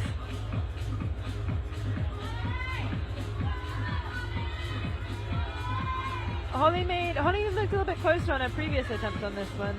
She went for the more dynamic way straight away and looked close. So see if she can get it this time. Nice. That's Sticking better. the first move. Yeah, that's better from Holly and from Diane. I think now she's stuck this first move, she'll be a little bit happier. Yeah, has got a level of route climbing endurance as well, which could potentially help on this boulder. A little bit of sort of power endurance as you work through these upper sections. Really nice double toe hook method there from Holly. Looking really good on this so far. Really trying to dial that little toe lock section in as well. Really didn't want to cut loose on those shoulders. Holly skidding around slightly but keeps it under control. Got to go for this last move now. All or nothing, as we've seen so many times on this last move. Oh, one comes up short as well. Her position was her position looked really good on those. I think, yeah, I was a little surprised that she missed that top there. Diane putting in a massive fight here. He just skidded off on the previous go, banged his head on the wall and his leg. One of those boulders. Yeah, body on the line. Yeah, I think, yeah, what you're saying about the power boulders, maybe he's struggling to get so close to the wall. He sort of really needs to hug in close to the wall here. And yeah, he doesn't look like he wants it. Holly straight back into it. Didn't actually have much rest there. That's because she's actually not got much time left. It's just quite a slow boulder to climb. Just under 30 seconds now for Holly. You can see she's starting to breathe hard. And is fading away slightly here, Holly Tutor. Oh, couldn't quite make it up there again. Really good effort from her though. I think so far no one has actually topped this boulder, so it's not too terrible that she hasn't managed to do it. Diane's not going to get it done either on this slab. That was a good attempt there though from him. Close. Second boulder is definitely proving tricky as we're halfway through the start list on the second boulder. This is Holly's really close attempt at the final, just an absolute heartbreaker off that final move. Looked like she just missed the hold, missed a good bit, or just didn't hold on. Hard sometimes to remember to hold on. Yeah, if you don't let go, you're not going to fall off. Yeah. But coming into match, I put her in a really good position to go up for the top hold there. Gives Jen a really good sort of opportunity if she can figure this climb out. Aidan Dunn starts his rotation alongside Jen Wood, and the door's definitely left open here.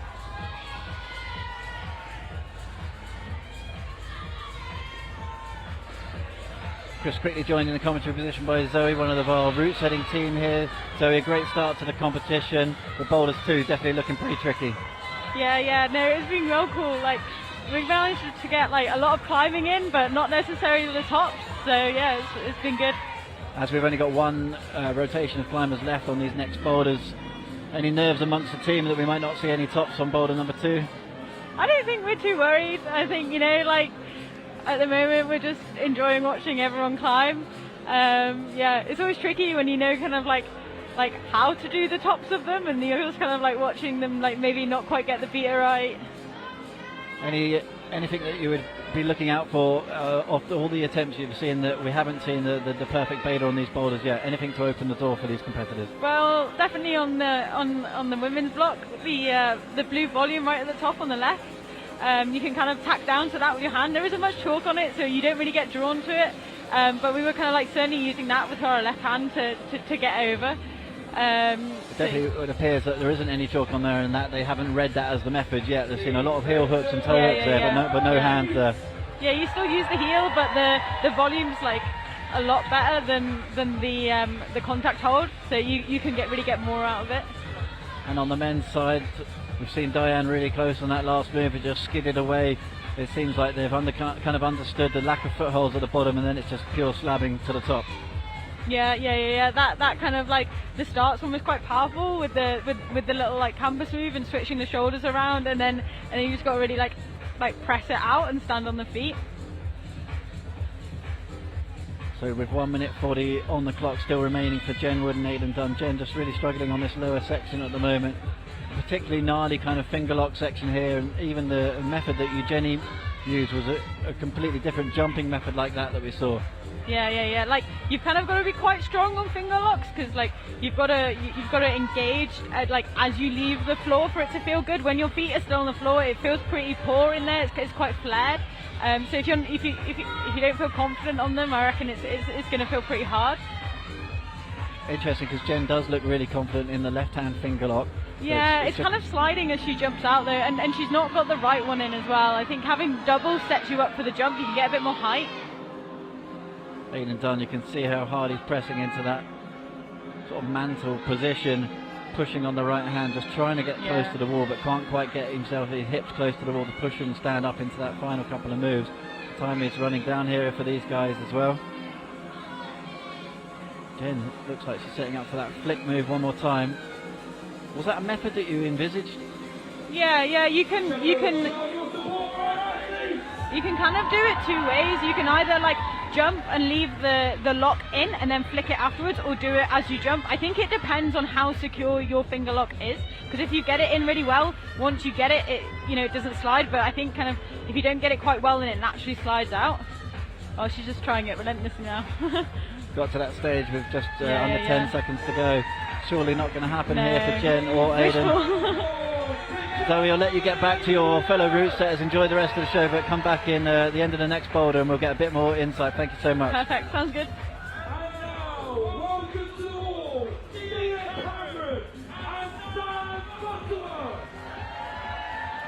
We are on with the final rotation of this second boulder. Sam Butterworth and Thea Cameron.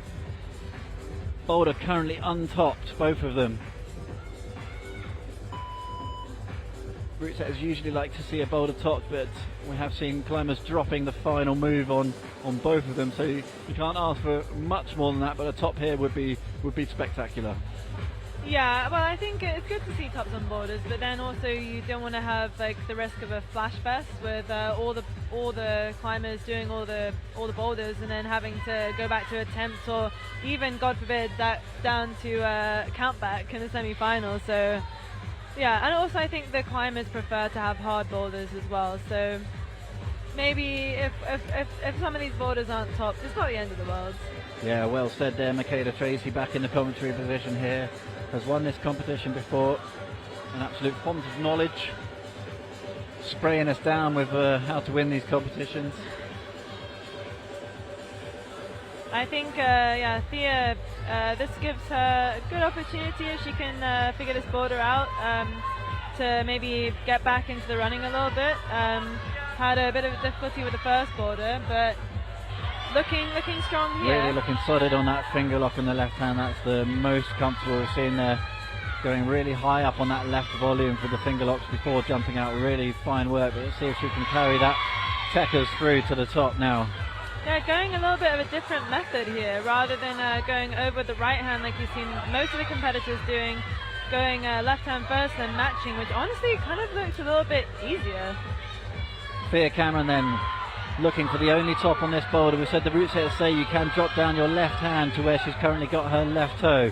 It looks like she hasn't spotted that method. Looks comfortable, but is a big and risky last move. Oh. She does set up for it and does drop it, sadly.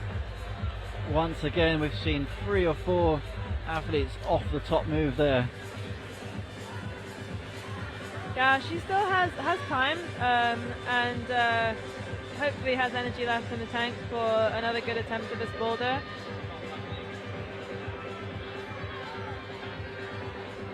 Sam also got a little bit closer on his previous attempt here. He almost was sort of in the right body position to get the zone, or the hold that's past the zone hold. So we'll see if he can find that again. Oh, just falling out of it. Yeah, just moving a touch too fast there. Really got to teeter up this one. Power's not going to help you in terms of jumping for holds because there isn't really much of a hold up there. Yeah, there's nothing to jump to.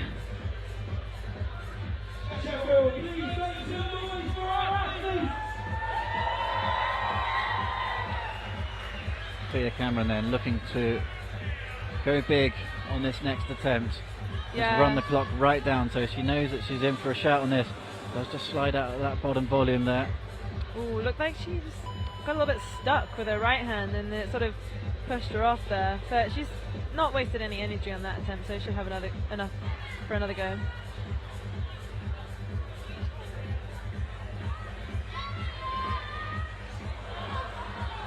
Yeah, much better this time. Ooh. Yeah, really strong through the shoulders there, pouncing between the two holds, just swinging the hips left to right. A little nerve-wracking, really.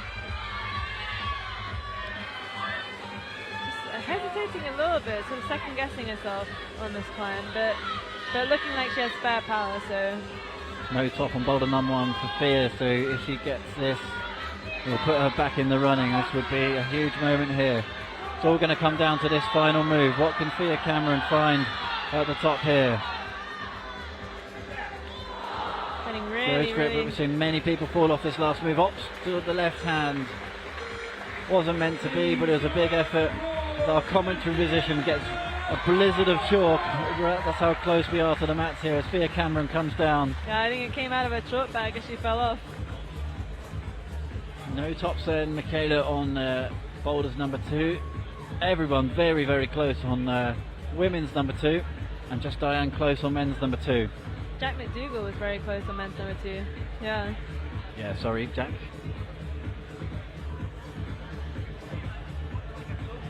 That does mean we get a new rotation of climbers on boulder number 3.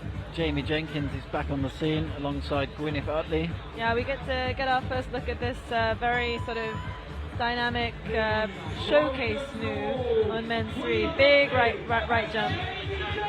Yeah, the guys are going to move on to the polar opposite of what they just had there.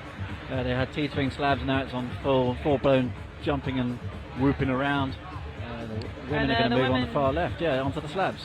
Yeah, but I've heard that this is more of a sort of power slab. So yeah, you have your teetering at the start, but then it's almost like a compression slab with poor feet, but the holds are just about holdable. Jamie Jenkins, it is obviously a straight A to B there, but the feet, it's probably in the region of 20-degree overhang on the wall there. Don't have the stats in front of me, but sloping volume for your feet, so quite hard to generate left to right. Yeah, I think also maybe that time he was a little bit too much straight left to right. Maybe he wants to go like up a little bit more and then come down onto the holds.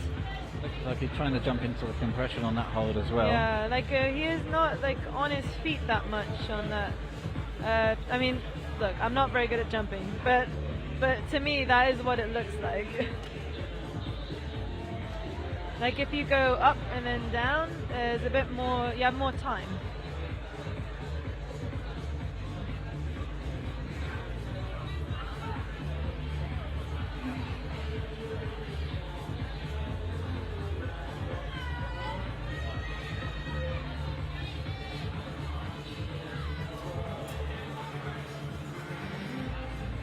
Route setters using these sorts of dynamic moves to their advantage at the moment in this competition. With men's number 1, there was a few efforts on the first move there, sort of dynamic stand-up move, and then they've got sort of a bit of a dynamic jump on the right here as well. So if attempts do become crucial later on in the competition, then the guys have to have a little bit of a think about that as well. How many attempts to use in these jumps? Yeah. No, it's definitely useful for the route setters to have a couple of jumps in there just to split the field a little bit.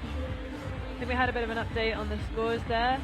Halfway through the competition, Jack McDougall sitting in first place for the men's, and Holly Toothill for the women's. So both have a single flash to their name. But yeah, both Jack and Diane having one flash, but Jack's slightly ahead on zones. But still, two more orders to go, and I think everything could change in the men's. Gwyneth looking much more comfortable on this slab at the moment. Just as I say that, does get a foot slip. It looks like she is potentially involved in the screw holes again on these volumes. Yeah, well, they're there. You might as well use them. No, definitely. Jamie's just launching himself basically off the wall at the moment. I think I was told by one of the route setters that there is a holdable part of that dual, the dual text, the slippery bit. Some bit of the slippery bit you can hold, which actually sometimes it's hard to see that as a competitor. You look at the slippery bit and you think, oh, well, I didn't want to hold that, but actually sometimes it can be pretty good.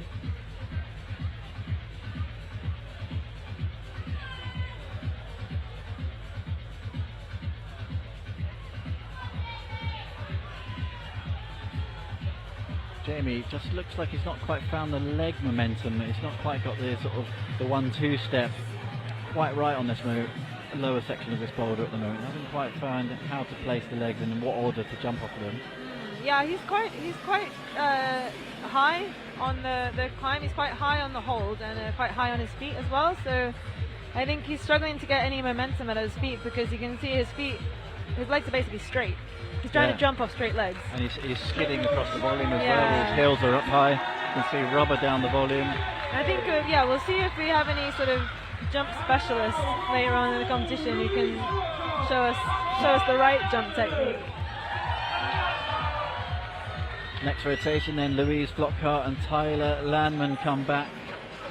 Tyler generally prefers some holds to put on, so this might not be his cup of tea. Yeah, we might have to wait a bit for a jump specialist, but the holds are quite good. So he's also got pretty strong legs from all the cycling he's been doing. So maybe it'll help. No excuses. Yeah. I know Louise, she likes a slab, so as I say that, she slips off the first move, but I think that's just a nerves thing. I think she does like the slabs, and I think that once she gets into this climb, she'll enjoy it. Yeah, really looking to carry through that strong junior climbing career into the British finals here.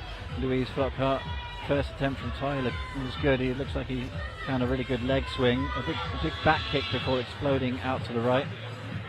It's fierce. It looks like a really fierce jump. Yeah, I think you have to go like 100% for that jump. Louise actually doing really well on the slab there. She got to the zone, and I think her foot just sort of popped off. But I think she knows what to do now. Just needs to get back there again and execute a little bit better this time. Tyler opting to go two hands to the left-hand side of that volume. I think that's more likely what's going to happen. Yeah, I think the Russos are saying it's possible to go two hands and then swing around with the right hand. I mean, that's a lot of thinking, but Louise just grappling the slippery side of that volume. Was in a lot of control. She was in a lot of control until she wasn't. Yeah.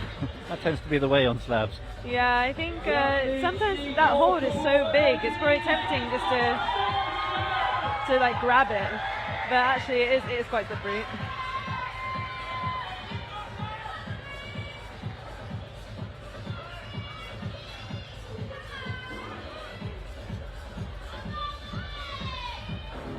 Tyler not enjoying himself out there at the moment.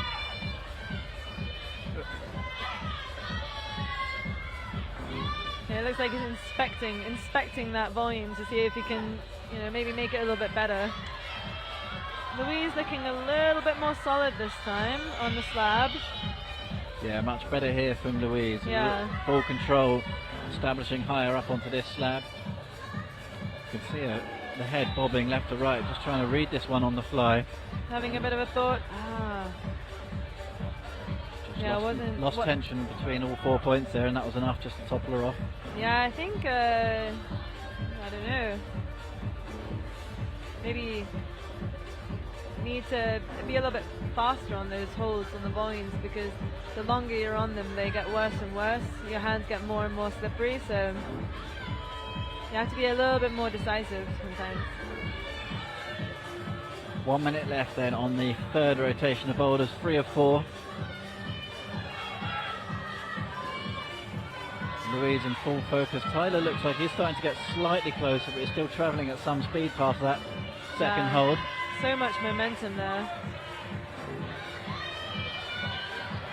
Louise putting in a really great battle here with 35 seconds left.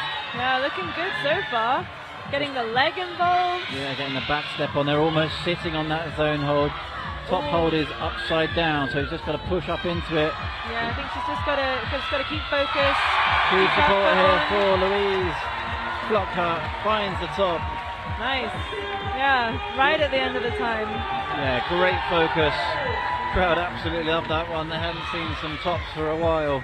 That was a good battle. Nice moment to wake the crowd up.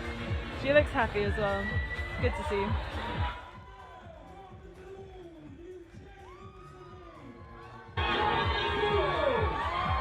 Guys behind the wall in the isolation zone would have heard the crowd rise for Louise Flockhart there, so that piles on the pressure for the next climber out, Eugenie Robinson-Lee, and in the men's competition it is going to be Jack McDougall.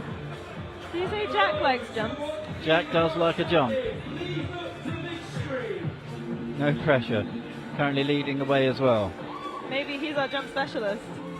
It'd be really cool to see someone stick this jump. It's like one of those moves that, yeah, you maybe get a lot of people falling off them, but it's worth it when you see someone do it. So turn back live to the wall, Eugenie Lee and Jack.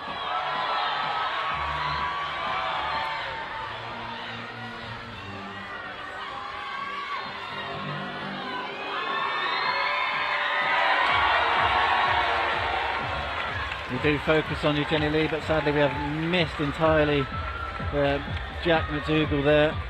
He was our jump specialist. Let's get a replay of Jack if we can on that one. Yeah, we got to see Jack on that one.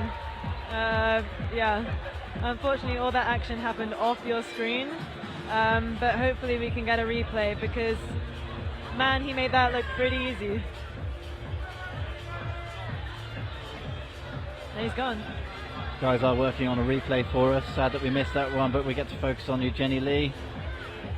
Yeah, Eugenia's another sort of slab specialist, really good on her feet. Sticky fingers. See, I think she's not really in the right position on that hold, but she's just holding on. Looks super comfortable. This is really good work here from Jenny. She's got the volume out right that she might use to position her feet, but can also just skip it entirely. Yeah, Nearly over rotating slightly there.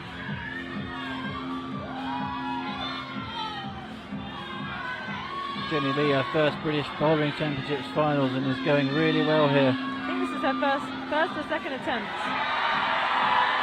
Not all over just yet, but now it is as she pushes into that top hold. Awesome work from both Jack and Eugenie Robinson-Lee there. Let's have another look at Jack McDougall's full attempt then. Get it. So, Michaela, you called it, you said he's a slab specialist. Pounced across there like it was absolutely nothing in terms of distance. And from this point onwards, it was just bam, bam, bam to the top. Absolutely no issues whatsoever. Yeah, nailed it. That's how it's done.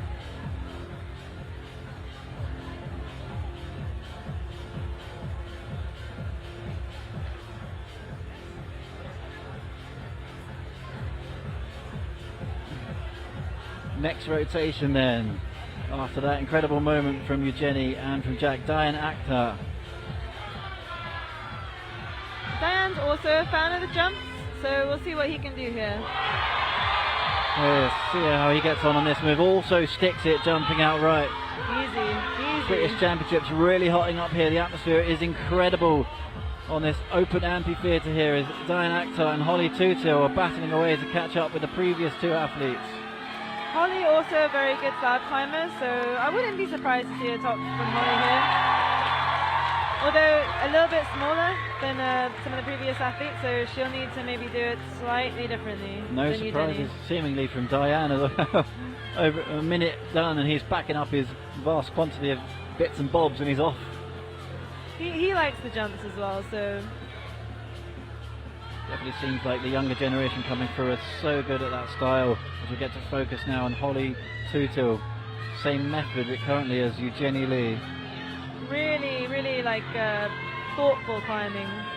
She's not putting a foot wrong, taking her time with every move. It's really good to see. Also skipping the volume out far right, just pushes into the match on that hold. Good work. Nice.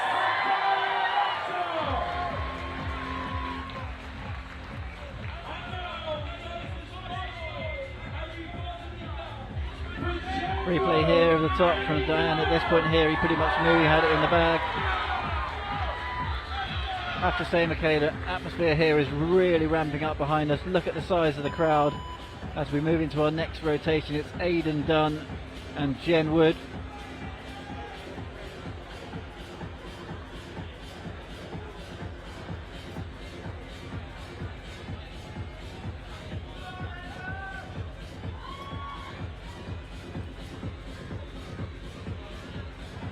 Jen Wood taking her time brushing these holds.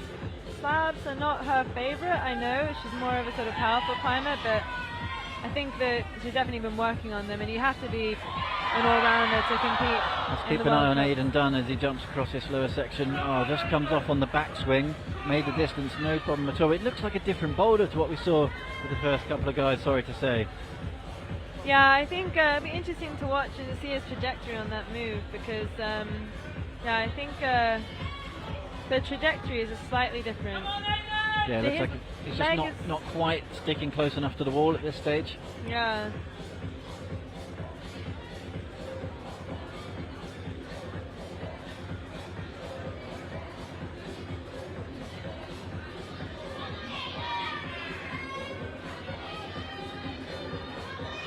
I think he knows he can do this. looking a bit more confident this time as he does pounce across and catches it. Yeah. We've seen that this top section hasn't really given the guys too many issues. It would seem as though if you secure the jump, you secure the top. Let's see what happens with Aidan. Yeah, it certainly looks well on his way there. Still got to watch the feet slightly, got to figure it out. Aidan done. Nice. Gets it done. Good work. I'm in this job for a reason. That means all eyes are on Jen over on the slab, making good progress up into the zone hold.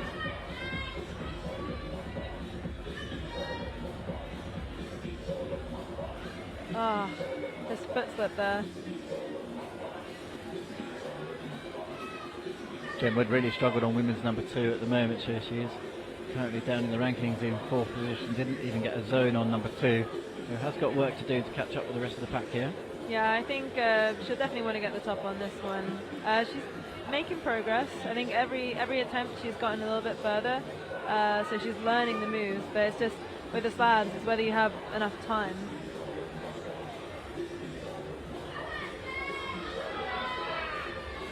They're not really physical, so you can have as many attempts as you like, but it takes a long time to execute all these moves correctly because you do have to move a little bit more slowly, a little bit more carefully.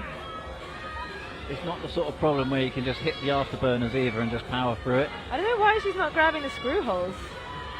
There's loads of screw holes there. Totally missed the screw hole.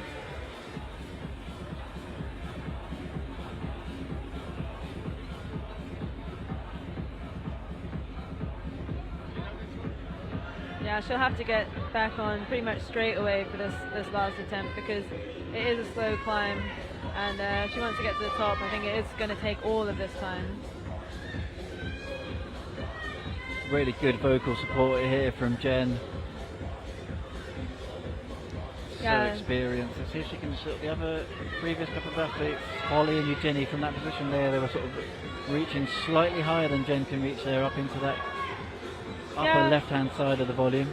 I think also they were reaching up around the top of that zone hold, and there is a sort of area on that hole which can be held. Just looked like Jen didn't quite find that area of that hold. Disappointment there from Jen. You see a replay of Aidan.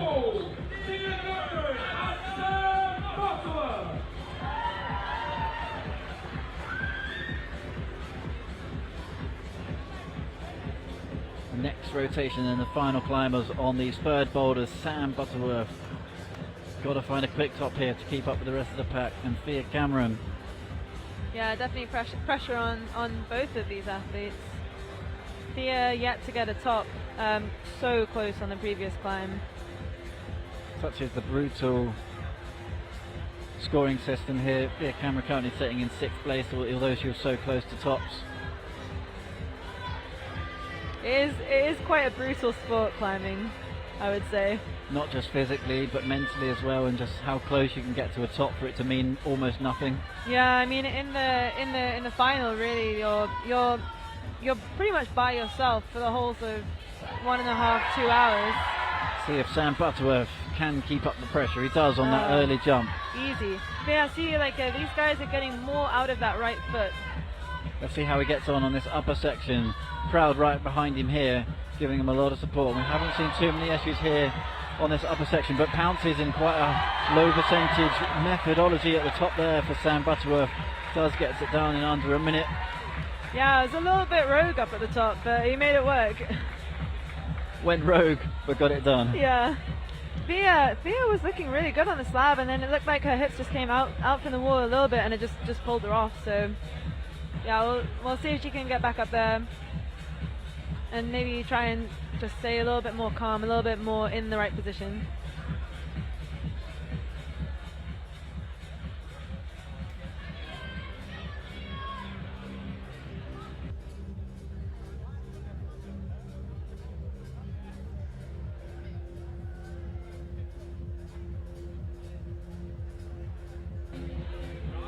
It is all eyes in the last 2 minutes on Thea Cameron, trying to catch up with the rest of the pack. As we do bring Zoe, one of our route setters, back into the commentary position. Zoe, this competition is really progressing now. The final climber on the third boulders. A lot of action going down, but some incredible tops on these third boulders. Yeah, it's been like super exciting, and you can definitely feel like kind of the energy in the crowd has certainly ramped up on these ones. Like, you know that, you know, as soon as things start getting a flash at this stage, that kind of really matters, and then you know that the kind of the psychology that's going to affect on the other climbers waiting out in ISO. The crowd here really seems to have got into it after the sort of slow second boulders. It was really close up there, a couple of climbers dropping off the top move, which was like heartbreaker for them. But yeah, absolutely massive scenes here now in Sheffield. It seems like bouldering and the British Bouldering Championships is as popular as ever. Yeah, like I kind of felt like I turned around at one point earlier and I was like, oh my god, where did all these people come from? Yeah, and like as soon as someone starts to, like, you know, if you're getting towards the top or doing something, you can, like, the noise, like, it ramps up. But yeah, it feels great in here today. How do you think it might be for Fia? She's on her own out there at the moment. There's, you know, hundreds of people watching, many thousands more online watching as well. Must be a hard position to be in on a teetering slab like this. Yeah. No, I don't envy her at all. But, you know, I'm sure she's been competing quite a lot this year, and I think, you know, you've got to stay focused and try and, like, segregate yourself from the rest of it, especially on the slab when it's as subtle as that. But yeah. Have you been surprised by a couple of the methods on this women's number 3? A few of the athletes deciding not to use the sort of right hand blue volume higher up on the wall, just kind of going from the zone and heading up straight left towards the top. Yeah. I mean, we kind of added that on as like a little bonus to get height if necessary. So kind of we tested it both ways, without and with that. So kind of not super surprised. And the men's boulder, as we're seeing on the replay here, once you seem to have got the jump done, it was a smash fest to the top. Lots of attempts burnt by a number of competitors at the bottom though, so it did its job, that boulder. Yeah. That was one that, like, if you really committed to getting your weight over there and you stuck it, you were getting to the top. Nice. We are going to move on to the fourth and final boulder. So it's been a great show so far from you and the route setters. I'll let you go and yeah, bite the fingernails, because this one's going to come down to the final boulder. Thank you so much. First rotation on the last boulders then. It's going to be Gwyneth Utley and Jamie Jenkins.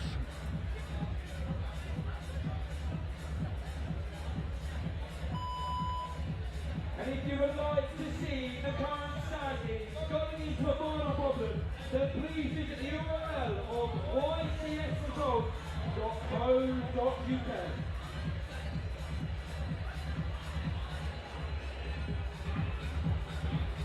Michaela jumps straight back into the booth. What's the vibe out there, Michaela? This one's going to go down to the wire. Yeah, it's busy. Yeah, lots and lots of people here. Definitely, we'll go down to the wire in the men's category. I think we have a few of the climbers sitting on, three of the climbers sitting on 3 tops, I think. Oh no, 2 tops. And only attempts separating them. So we have a bit more of like a straightforward power boulder here, I think. That it's the end of a very long round, a very long weekend. Climbers have done a lot. So yeah, we'll see who still has power. And to add a final twist to the tale as we look at the scores, the weather has just declined on us slightly as the wind and the rain pick up. We are under roof, but the conditions might deteriorate, which might add a final element of woe to the finalists as we go through these last couple of moves. Holly Tuto in the women's competition leading the way with those 2 tops. Eugenie Lee just behind her, and Louise Flockhart currently sitting in 3rd position. In the men's, Jack McDougall still there in 1st place. For the youngsters holding up the top of the podium at the moment, with Diane Akhtar and Sam Butterworth just behind, but it is very, very tight. 2 tops for the top 4 positions at the moment in the men's competition, and Holly out there on her own at the moment with 2 tops in the women's. I think Holly will be pretty difficult to unseat in this on this final boulder. I think yeah, if she tops the boulder, she wins the competition. I think, yeah, she might even have margin, so I don't think she even needs to necessarily top it, but if there are other results go her way. But I think this is something that she would definitely want to top, and I think it's something that she can top. So placement at these British Championships is very important as well. Can sometimes have an effect on the rest of the season for you. So it's not necessarily if you feel like you're out of position for the first place, but getting on the podium is still a big deal here in Sheffield. Yeah, this forms part of the selection process, I think. So I think anyone in the final will be able to be a part of that selection process should they wish. So I think that's not too much of a concern for people here.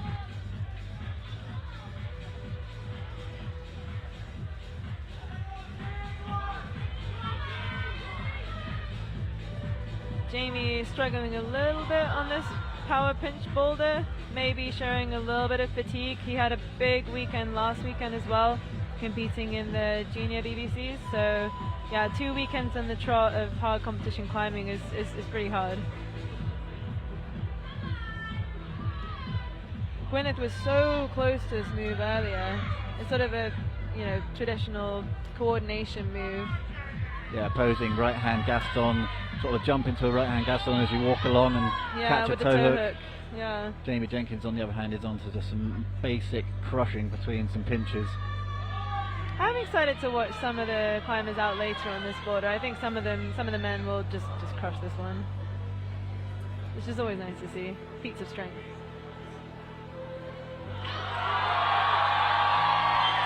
Gwyneth looking for some support from the massive crowd here. She really likes this first move. It's getting closer and closer. I don't think I've ever done that crowd support thing. I would feel so awkward. The crowd here absolutely knowledgeable. So many climbers in the audience, but that is the end of the competition. Great fun for Jamie Jenkins and for Gwyneth Utley. I think both of them look pretty happy with their rounds. That is our current standings. It is going to go down to the final climbers on the final boulder. That's what we like to see in a bouldering competition, especially the British Bouldering Championships. I think, Tyler will be looking to salvage the round a little bit on this one. It is more of the style that he enjoys. So, yeah, hopefully he can get it off and have something to be proud of. Yeah, he hasn't really had any proper holds to pull on yet. So he's Yeah. had 2 jumps and a slab. Yeah, sometimes you get the boulders, sometimes you don't. That's the game.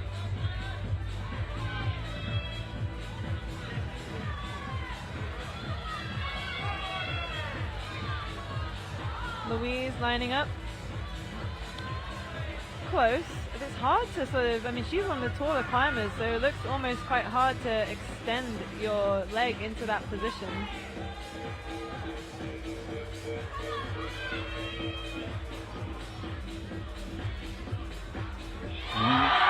Louise just lining up this one more time. Oh, massive amount of learning in that first attempt there from Louise Flockhart. I mean, she likes that kind of movement. She's also a younger climber, so growing up with it. Tyler Lamman starts to establish on these pinches. The rain now coming in pretty hard. It's actually reaching our commentary position. We're 3 or 4 meters under the canopy here. Matt's currently still staying dry, so hopefully this competition can be rounded out. Not too much rain. Everybody eagerly looking behind them to make sure that the rain doesn't come all the way through.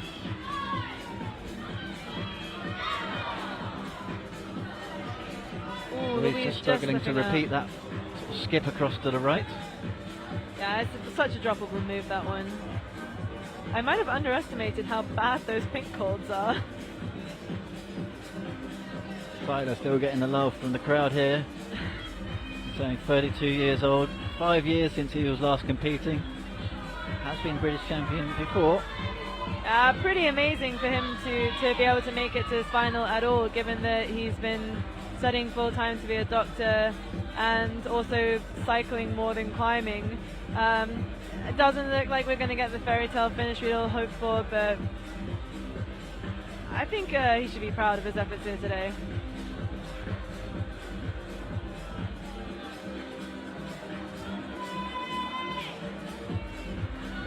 Yeah, the wheels are really falling off here for Tyler. Doesn't look like he's having a good time at all. Pretty much just wants to pack his bag, head back to medical school, forget about climbing for a little bit. But it's cool, it's good. He can do that. It's fine. Louise, on the other hand, is enjoying herself, going really well here. Looks like she's found A couple of different methods, been using her time wisely whilst resting between the boulders. Has 1 minute and 10 seconds here to pile on the pressure. About the arete. She didn't see it at first, but she definitely sees it now. Really good here, up to the penultimate pinch here. It's quite a positive one. Louise Flockhart looking to finish this competition in style. One hand on the top, two hands on the top. What a moment that is for Louise Flockhart. Nice, yeah. Really, Good show really from good. her. Really good show. Yeah. Very, very impressive. No, she didn't have any problem with the top. Once she'd worked out that arete and to sort her feet out, she was totally fine. Tyler then taps out for the British Bouldering Championships in 2023. Calling it a day. Not his day. Sometimes it's just not your day. Can't win them all. Certainly been humbled by that experience. This move across to the right, super cool. Really, really cool. Skip across the wall.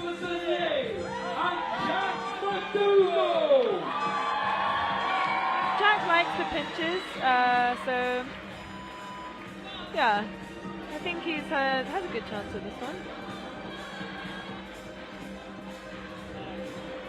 Not such a fan on the crimps. Actually, somebody was saying that he's had pretty bad growth plate injuries in the past couple of years, so yeah, might not like that penultimate hold if he can get up there. So Jack McDougall currently sitting in first position. I think a quick top on this would make him hard to catch.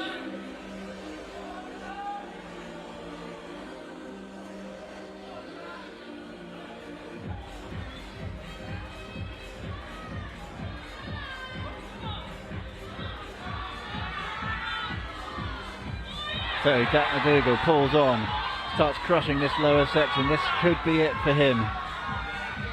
Reached the high point on this boulder already. Making his way up to the zone hold. Jack McDougall establishes on the zone. This could be it for the British champion. Championship is in the balance right now for Jack McDougall as he pounces easily across this boulder. Jack McDougall has dominated this final from start to finish and he absolutely obliterated that boulder. Really, really impressive from him on that one. I mean, to flash that boulder, yeah, it's impressive. Having a world-class climber struggling to get off the floor just moments before, for him to come out and just crush between every single pinch on that boulder was incredible. Yeah, good to see. Superb performance.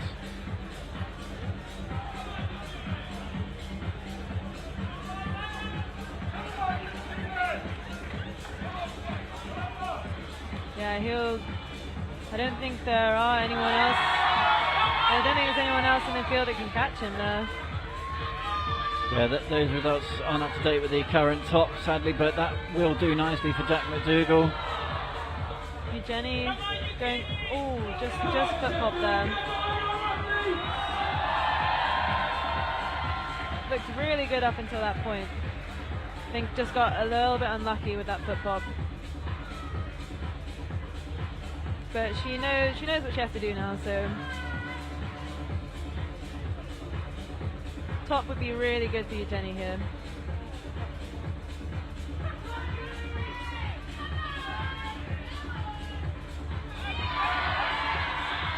Jenny Lee lines up that move once again, this time gets it done. So now we can see the up-to-date result. Jack McDougall cannot be caught.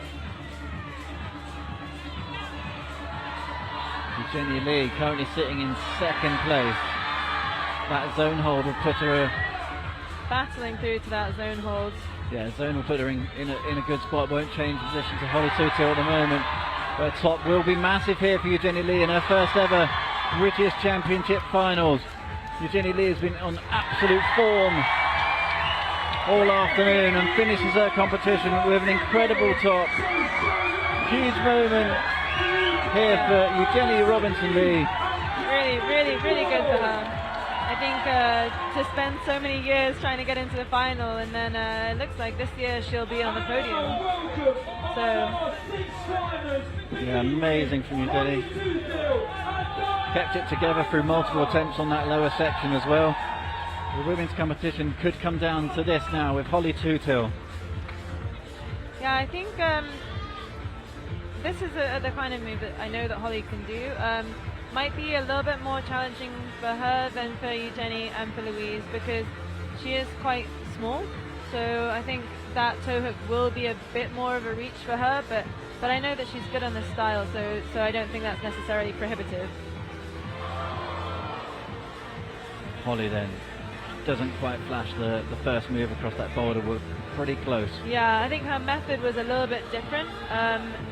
She had to be a little bit more dynamic, whereas the other athletes kind of just stood on that volume and then put their foot out to get the toe hook. She had to swing her legs around. But yeah, she was so close to that attempt. I definitely think that she can do it. Diane looking to secure himself onto the podium with this final boulder. I think he's also a fan of the pinches, so Really nice float move out to the right there. just missing the good part of that hold. Pressure on a little bit here with Holly. This is the sort of boulder where it could come undone quite quickly as well. Yeah. I mean, she has as many attempts as she wants, I think. Yeah, I think she can afford to burn a couple of attempts on this climb because she has got that one extra top in the bag, but she will want to make it to the zone because the zone hold will be crucial for her. Diane then onto these really nice looking big fat pinches. Let's see if he can make it this upper section. That right foothold is on. It's absolutely terrible little screw on. Looking comfortable here at the moment, and a slot, big cross through to the left hand into this awful looking crimp slot. Diane Actor looks like he's going to go out in this competition with power to spare. A really great performance from him as well. Yeah, once he was on that crimp, he was locked in. There was no way he was going to fall off there. Holly Tootill now in the background there, we can see it. She's got through this initial jump. Yeah, just off our screen there. We slightly missed that one, but Holly just nervously touching and creeping around this next section. There's a huge moment of tension here. she wanted to be given that zone hold, but I'm not sure with the current rules whether they should give her that, because I believe that you need to move your body on the zone holds. Just working through this next section. Holly Tootill could take the competition here if she can secure that a will top. count. That will count as a zone. Yeah. So Pressure builds. Holly Tootill goes away, clutching her left elbow as well. she has to do that first move so violently.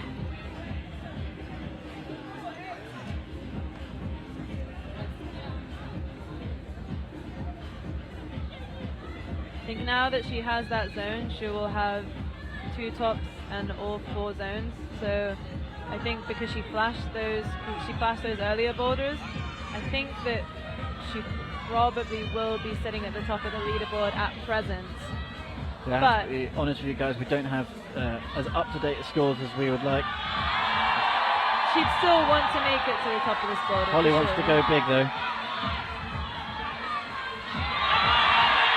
Huge support here for Holly Tootill. She's going to have to get a little bit of a hurry on because she is running out of time on this boulder.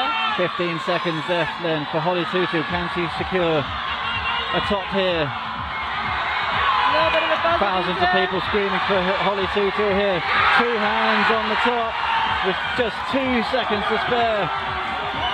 Ladies and gentlemen, Holly Tootill goes out in style. That is the way it's done.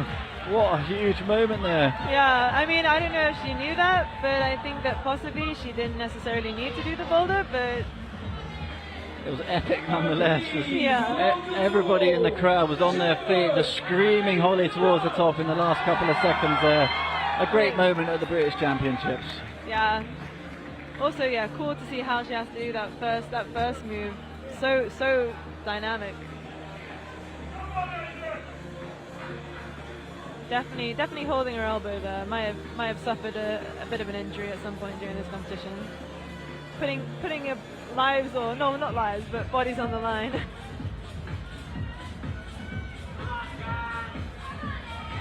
So the battle continues for other places on the podium. Next climbers out, Aidan Dunn and Jen Wood. Aiden looking a little lazy on that move. Just sort of reaching out towards it. Didn't quite want it that time. I feel like the wind's gone out his sails slightly. He's sort of got to just finish this one off. Try not to trash yourself too much. Not going to happen today. Nah, he'll be tired for sure. Definitely prefers the sort of technical climbs to the power boulders. Heel slip there, but still manages to rescue it. Just got to flick out of that pinch move. It's like a real levitate off the right hand pinch.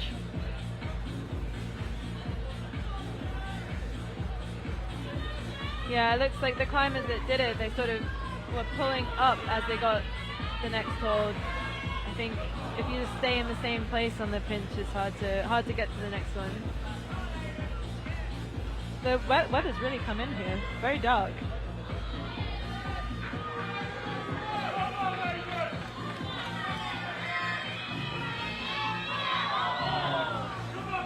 Aiden looking to go big to finish, just struggling to pop between those two sloping pinches as Jen Woods looks like she's completely got the game face on. Can she stick the toe hook move this time? She does. Amazing. Yeah, that was... We know that releasing this toe is tricky. We've seen a couple of athletes now going back out to that right rep. Jen Wood looks like she's looking for that screw on the left to release the right toe hook. Yeah, it looks a little bit harder to do it this way. I think really you want to get that a rep, but I'm not sure if she's seen it. It's one of those things that maybe isn't immediately obvious when you read the boulder. Oh, looks like she's seen it now. The rain absolutely smashing down here now in Sheffield. Spirits don't seem to be dampened in the crowd, even though every raincoat is on. Classic British weather. You have a heat wave up until this weekend, basically. Until you have an outdoor event. Yeah. We're perfectly dry and warm under here though, so we're all good. Feel sorry for those guys out there. Nobody seems to be leaving though, which is absolutely brilliant support from the Sheffield crowd.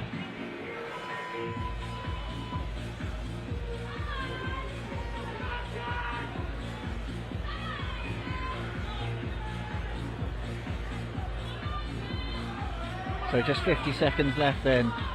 Jen Wood still looks like she's just going all in on this one. That skate move across the bottom, she's got really well dialed now. Yeah, learned it now. Aiden sticks it as well. I think Aiden has a good chance of topping this one now that he's managed to get past those first few moves. Aiden looking to bump himself up in the rankings as both climbers work their way up to the zone hold. Aiden going all beans out now, shuddering away, drops the zone, but Jen Wood is still fighting. Yeah. Jen Wood looking for the top now, one hand on the top. Can she join the rest of the pack with a match on finishing this British Championships off on style? Jen Wood, a great fight all weekend. She really had to go deep there. Yeah, brilliant on that boulder. I'm not sure where that puts the results because it's a little mixed up with some of the climbers doing the slab and some of the climbers doing, well, Jen doing the first one. But yeah, good to end on a high with the top. Just like that, Michaela, we're on to our final rotation of the weekend. Sam Butterworth joins us alongside Thea Cameron. Sam Butterworth, I think, on this one will be looking to get a spot on the podium, I believe. He also has 2 tops along with a number of the other competitors, so yeah, if he can secure the top on this one, then he'll be in a good place to be on the podium. Thea on this one more for pride, we have to say. Not had the best round for her. I think, yeah, she hasn't really climbed to her full capacity, it's fair to say. But yeah, sometimes it's just not your day. Yeah, she went so well in the semi-final round, hasn't managed to carry that through into the final. So do you see that quite a lot in the various international competitions as well? Yeah, I think although she's done a lot, she's a seasoned competitor, she is still quite young. So yeah, it's definitely a learning process.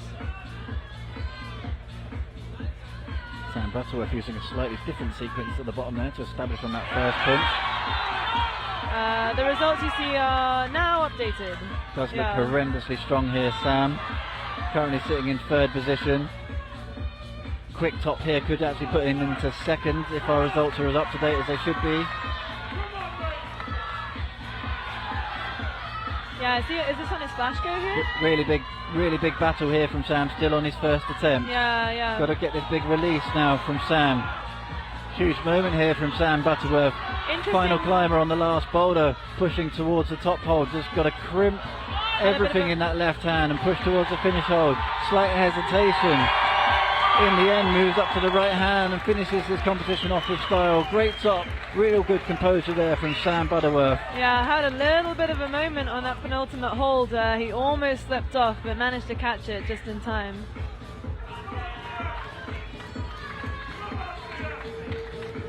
It's going to be all eyes once again on Thea Cameron to finish this competition out.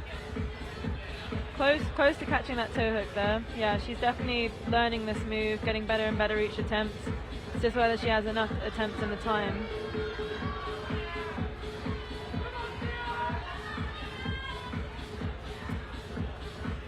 It did secure the silver for Sam there, so it did mean a lot. That top was well worth the fight right up to the final moments on the final boulder for Sam. The final time today, please, Sheffield. Get behind your athletes. Yeah, Thea, I know that jumps are something that she's been working on, and yeah, you can see it paid off with her managing to do that kind of wild coordination move to the toe hook.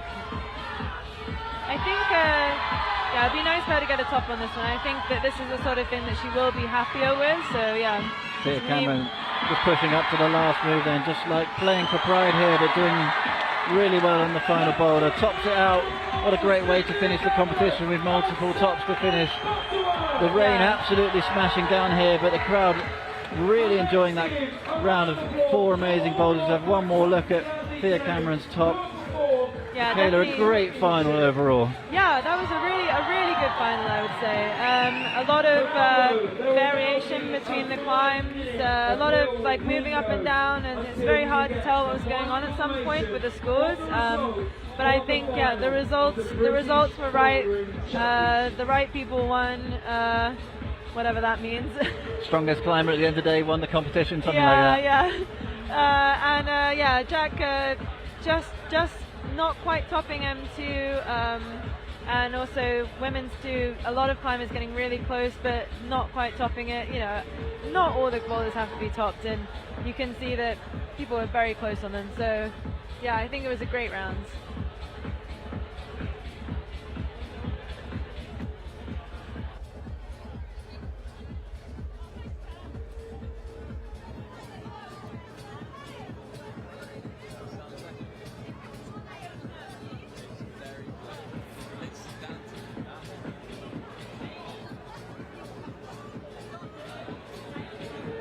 Zoe, one of the route setting team, back into the commentary position. A huge smile on your face is amazing to see. You guys must be pretty happy with that as a show. Yeah. I mean, especially considering that it's my first time setting the British champs, I kind of didn't quite know what to expect, and everyone keeps asking me like, "Is it going well?" And I was like, "I think so. Like, I think we've done a good job." But yeah, we're all like super psyched. Yeah, different boulders requiring different attempts. It wasn't a flash fest. It wasn't too hard. There's a little bit there for everybody. Different styles. 2 of the boulders didn't get topped, but they were so close to getting topped, so you can't ask for much more than that. The minutiae dial or turn to find a top on that would have been, that's just pure luck at that stage that he didn't find a top. But the spectacular tops that we've seen on all of the other 6 boulders was absolutely awesome. And yeah, props to the route setters, a great show. No, thanks. Yeah. It's certainly not all down to me. Like, the team was like super fun this year. We all got on really well, so that definitely plays into it. Was there, if you can somehow try and find a moment that just summed up route setting for you in that final, what would it be? I don't know, I think it was probably like one point where I stood behind Jack and I was like holding his shoulders, and like I feel like you could kind of like, I think it was when we were watching, like the men's dyno, and then there was like, there was one flash, and then there was like, oh, there's another one, and we were just like getting so psyched because we knew kind of what that meant for the other athletes. Awesome, Zoe. I'll let you go and celebrate with the guys, maybe a couple of adult drinks tonight. Once we strip the boulders. Straight back to work for us. That's the true spirit of a route setter. Well, congratulations to you and the guys, and thanks for putting on a great show. Oh, thank you.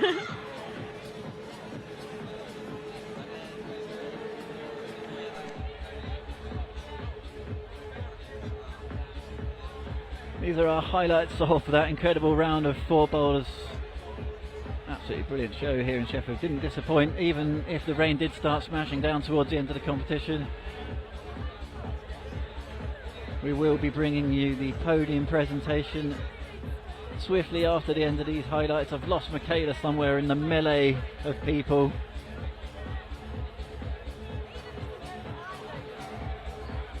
Do hope you guys enjoyed that on the stream at home.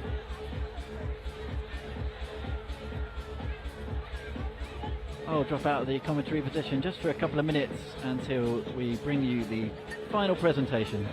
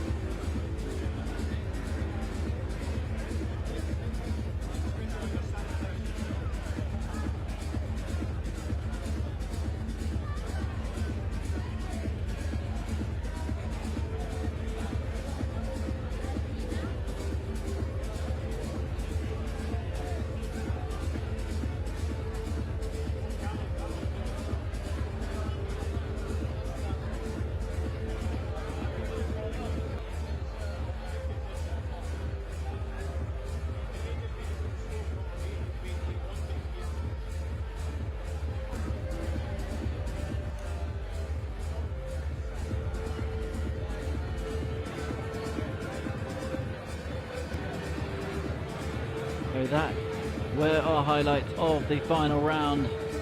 That is our results. They are provisional at the moment. There is an appeal in place, but it's likely to stay like that. 6th place wasn't meant to be today for Tyler Landman. Kind of pretty humbled by that set of boulders, but great to see him back here at the British Championships. An absolute honour to have such a historical climber climbing here in front of us. Jamie Jenkins goes away with 1 top in 4 attempts and 2 zones in 6. Aidan Dunn put in a great fight all weekend. Came out second from the semi-final round just to go away with 4th today, but it was the 3 young guys taking away this podium, and they're going to be super psyched with that. Diane Actor with that great top on the 3rd boulder secured him that 3rd position. 3 tops in 5 attempts and 4 zones in 9 attempts for him. Sam Butterworth won the semi-final round and manages to go away by just 1 attempt to a top with a 2nd place today. That's how close it was, because he couldn't quite keep up with Jack McDougall. 3 tops in 3 attempts for him and 4 zones in 4 attempts. So close on boulder number 2 as well. Great work from Jack McDougall.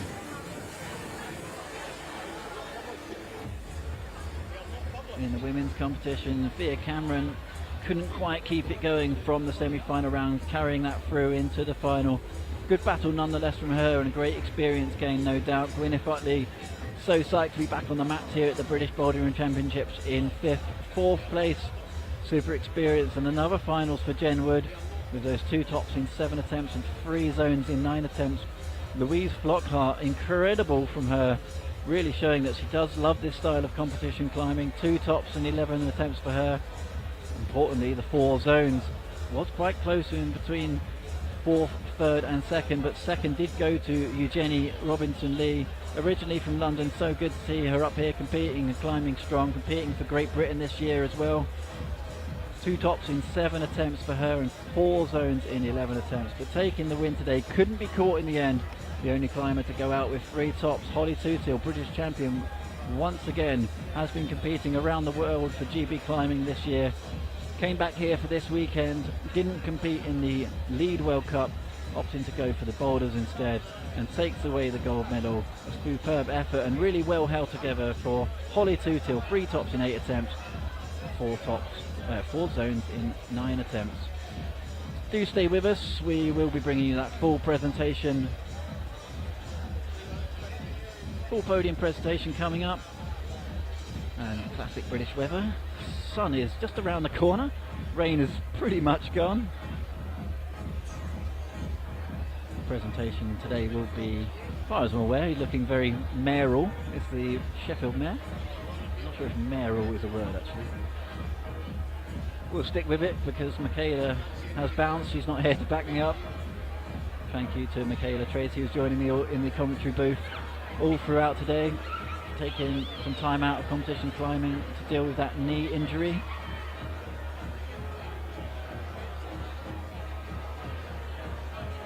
Great to have that level of expertise and competition knowledge in the commentary position. The officials do just gather. We are very, very close to the podium presentation.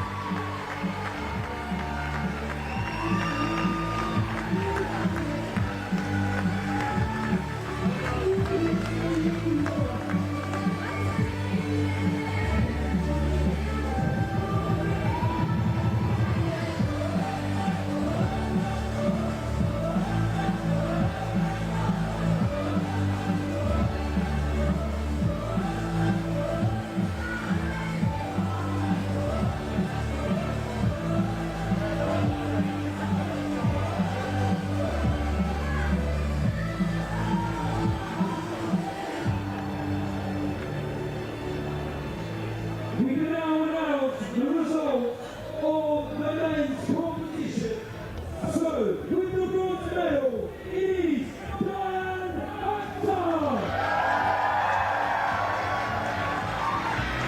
With the silver medal is Sam Butterworth.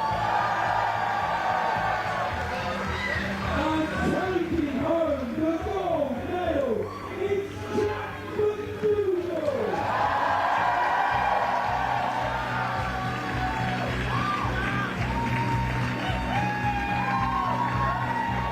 Presenting the bronze medal this evening is President CEO of the BMC, President of the Andy Simon, the honorary.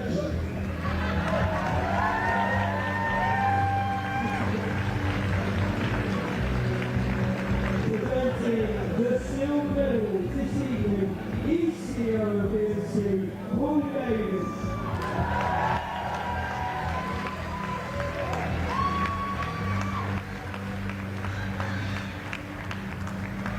Presenting the gold medal this evening is Lord Mayor of Sheffield, Podium.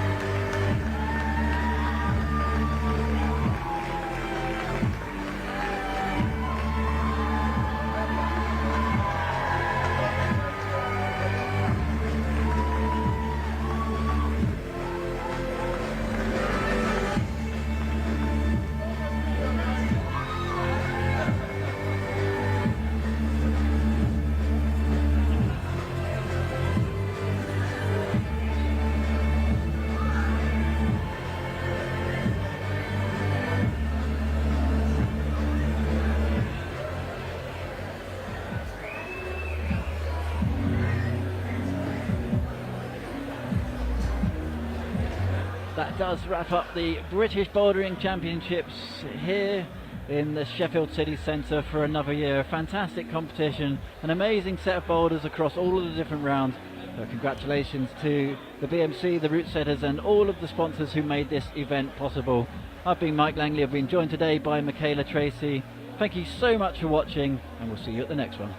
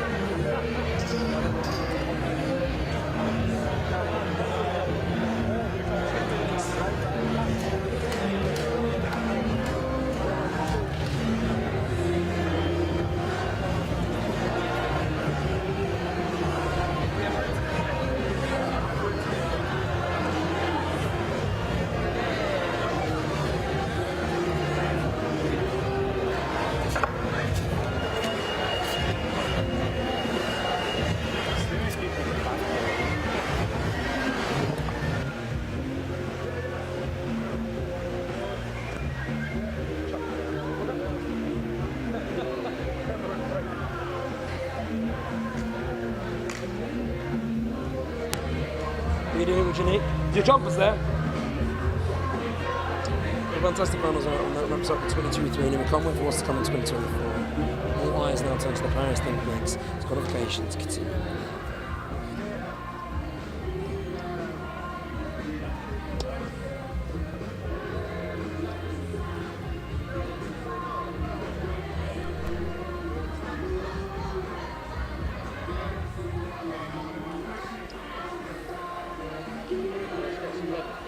Yeah, hello.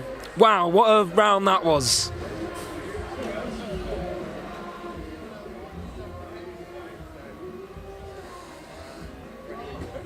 Wow, what a finals round that was then. 2023 certainly was an occasion to remember, and we can't now wait for 2024. For now though, all our attentions turn to the Paris Olympics because qualifications continue for that event. We thank you for watching.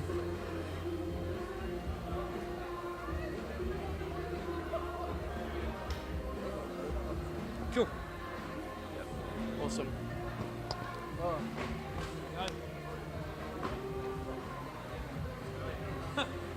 How do you get on?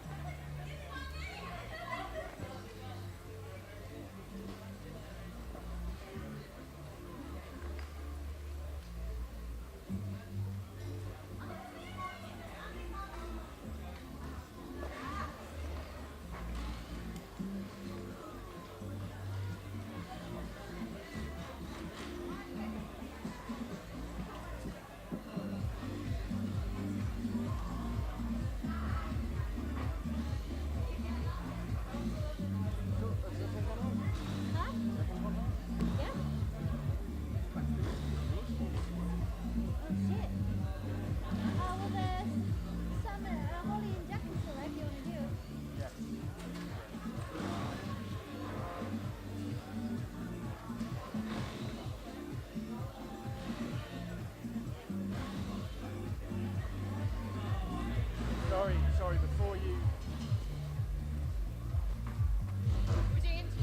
Yeah.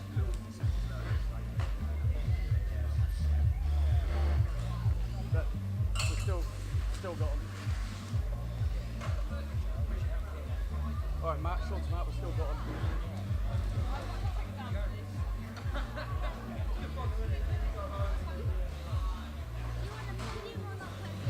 We just need back. We just need back roll.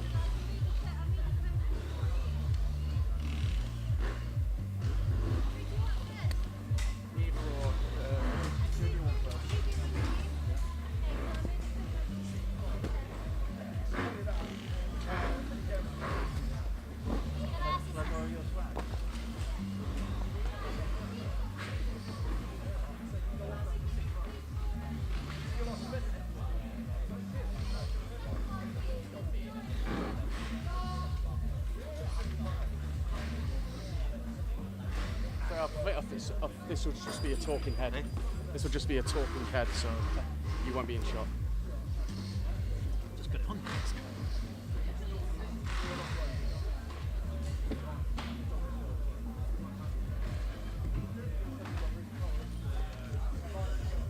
They got one now, haven't they?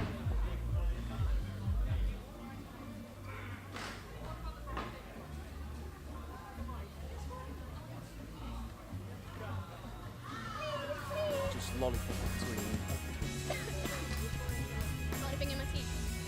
That'd be good. Do you want me to the camera or you'll be talking to me. I'll be out the shot. I was like, with Mike Marks, I get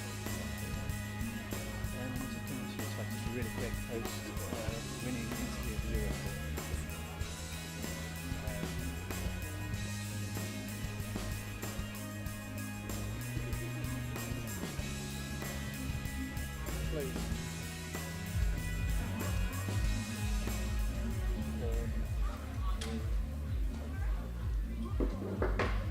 Holly Tootle, congratulations, British champion. In many ways you were the strong favourite going into the competition tonight, but you had to work hard for it. Yeah, very much so. The blocks were incredibly well set, and it was really fun to be back doing a national comp with everybody who I've always done the national comps with. It was just refreshingly fun. After such a battle on Boulder 2, did the nerves kick in at all, knowing that you were the favourite going through this competition? To be honest, I didn't really think about who would be like the favourite going through. I genuinely, after what's felt like quite a long season for me, I just really, really wanted to enjoy myself. So after this, I was really proud of how I climbed on it. I figured it out. I'm stereotypically not that great on the strong stuff in the past or whatever, but it was just super nice to, be able to feel kind of relaxed after potentially maybe getting nervous about it. But yeah. And the final boulder, you had to get that done. There was a lot of pressure on the final boulder, and with that kind of dynamic move at the bottom, there was a lot of people in the crowd kind of starting to look nervous for you. Yeah, me too. I didn't quite realise how important it was, but once I'd started trying a few goes, I was like, oh, I think I might need this, and then I kept getting cramp in my left forearm because I've got a weird shoulder going on. But after I asked the crowd for support, I was like, well, I gotta flip and do it now. So I just gave it my best, and it was one of my favourite moments of the competition so far. So, well, you put on a spectacular show. Congratulations, British Bouldering Champion 2023. Thank you. It feels good, I won't lie. Thanks. Thanks, Holly. Thank you. Hey, Jack. Hello. You alright? How you doing? Great, I'm good. Good, yeah, congratulations. Thank you. We're just going to get ourselves ready. I'm just going to ask you a couple of quick fire questions. You know the deal. Yeah. You happy with that? Yeah, no, I am. It was good. I was a bit worried halfway through after the slab, but then climbed up, so it was fine. Nice. This is just, I think it all goes together as a highlights package for Eurosport, I think. Nice. So I'll be over here, you just talk to me, and I'll just ask a question and then pass it over. Yeah. Okay? Yeah, I'll ask you a basic question, you can elaborate the answer a little bit. That's really no, that's great.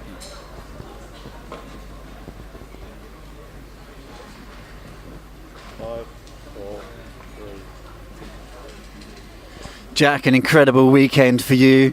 Very tight competition in the end. You got tested by your fellow athletes all the way to the final boulder. Oh, 100%. It was great. It was really close. Like I said, I was annoyed to not get that slab done on my first go because it was neck and neck towards the end. But I came out and I managed to perform on the last block, get it done quickly. And yeah, it was great. Did you feel the pressure at all on the final boulder at all? There was a really hard, powerful section at the bottom, but after you got through that, you looked like you were in your comfort zone a little bit. Yeah, I did feel a bit of pressure, but I managed to get over it. I just went, I climbed the boulder as best I could, and I managed to execute really well, so I was really proud of that, actually. It was good. You really seem to be going strength to strength for this season at the moment. You're going to go back onto the international circuit at all now? Yeah, I'm going to Briançon Lead World Cup in a couple of weeks, so we'll see how that one goes. Lead is not my strongest discipline, but it's going okay so far this year. And then maybe World Champs, Youth World Champs, still a bit up in the air. But And a fantastic atmosphere here today. The crowds really seem to be behind every one of the athletes. Must have been amazing to compete in such a great crowd here in Sheffield. Oh, 100%. I really enjoyed it. It was great. Being able to climb top blocks with such an enthusiastic crowd behind me, it was good to know that they wanted me to do things, and it really helped. Well, Jack, British champion, congratulations, Boulder champion 2023. Thank you. Thanks. Thank you. Amazing. I think I said champion about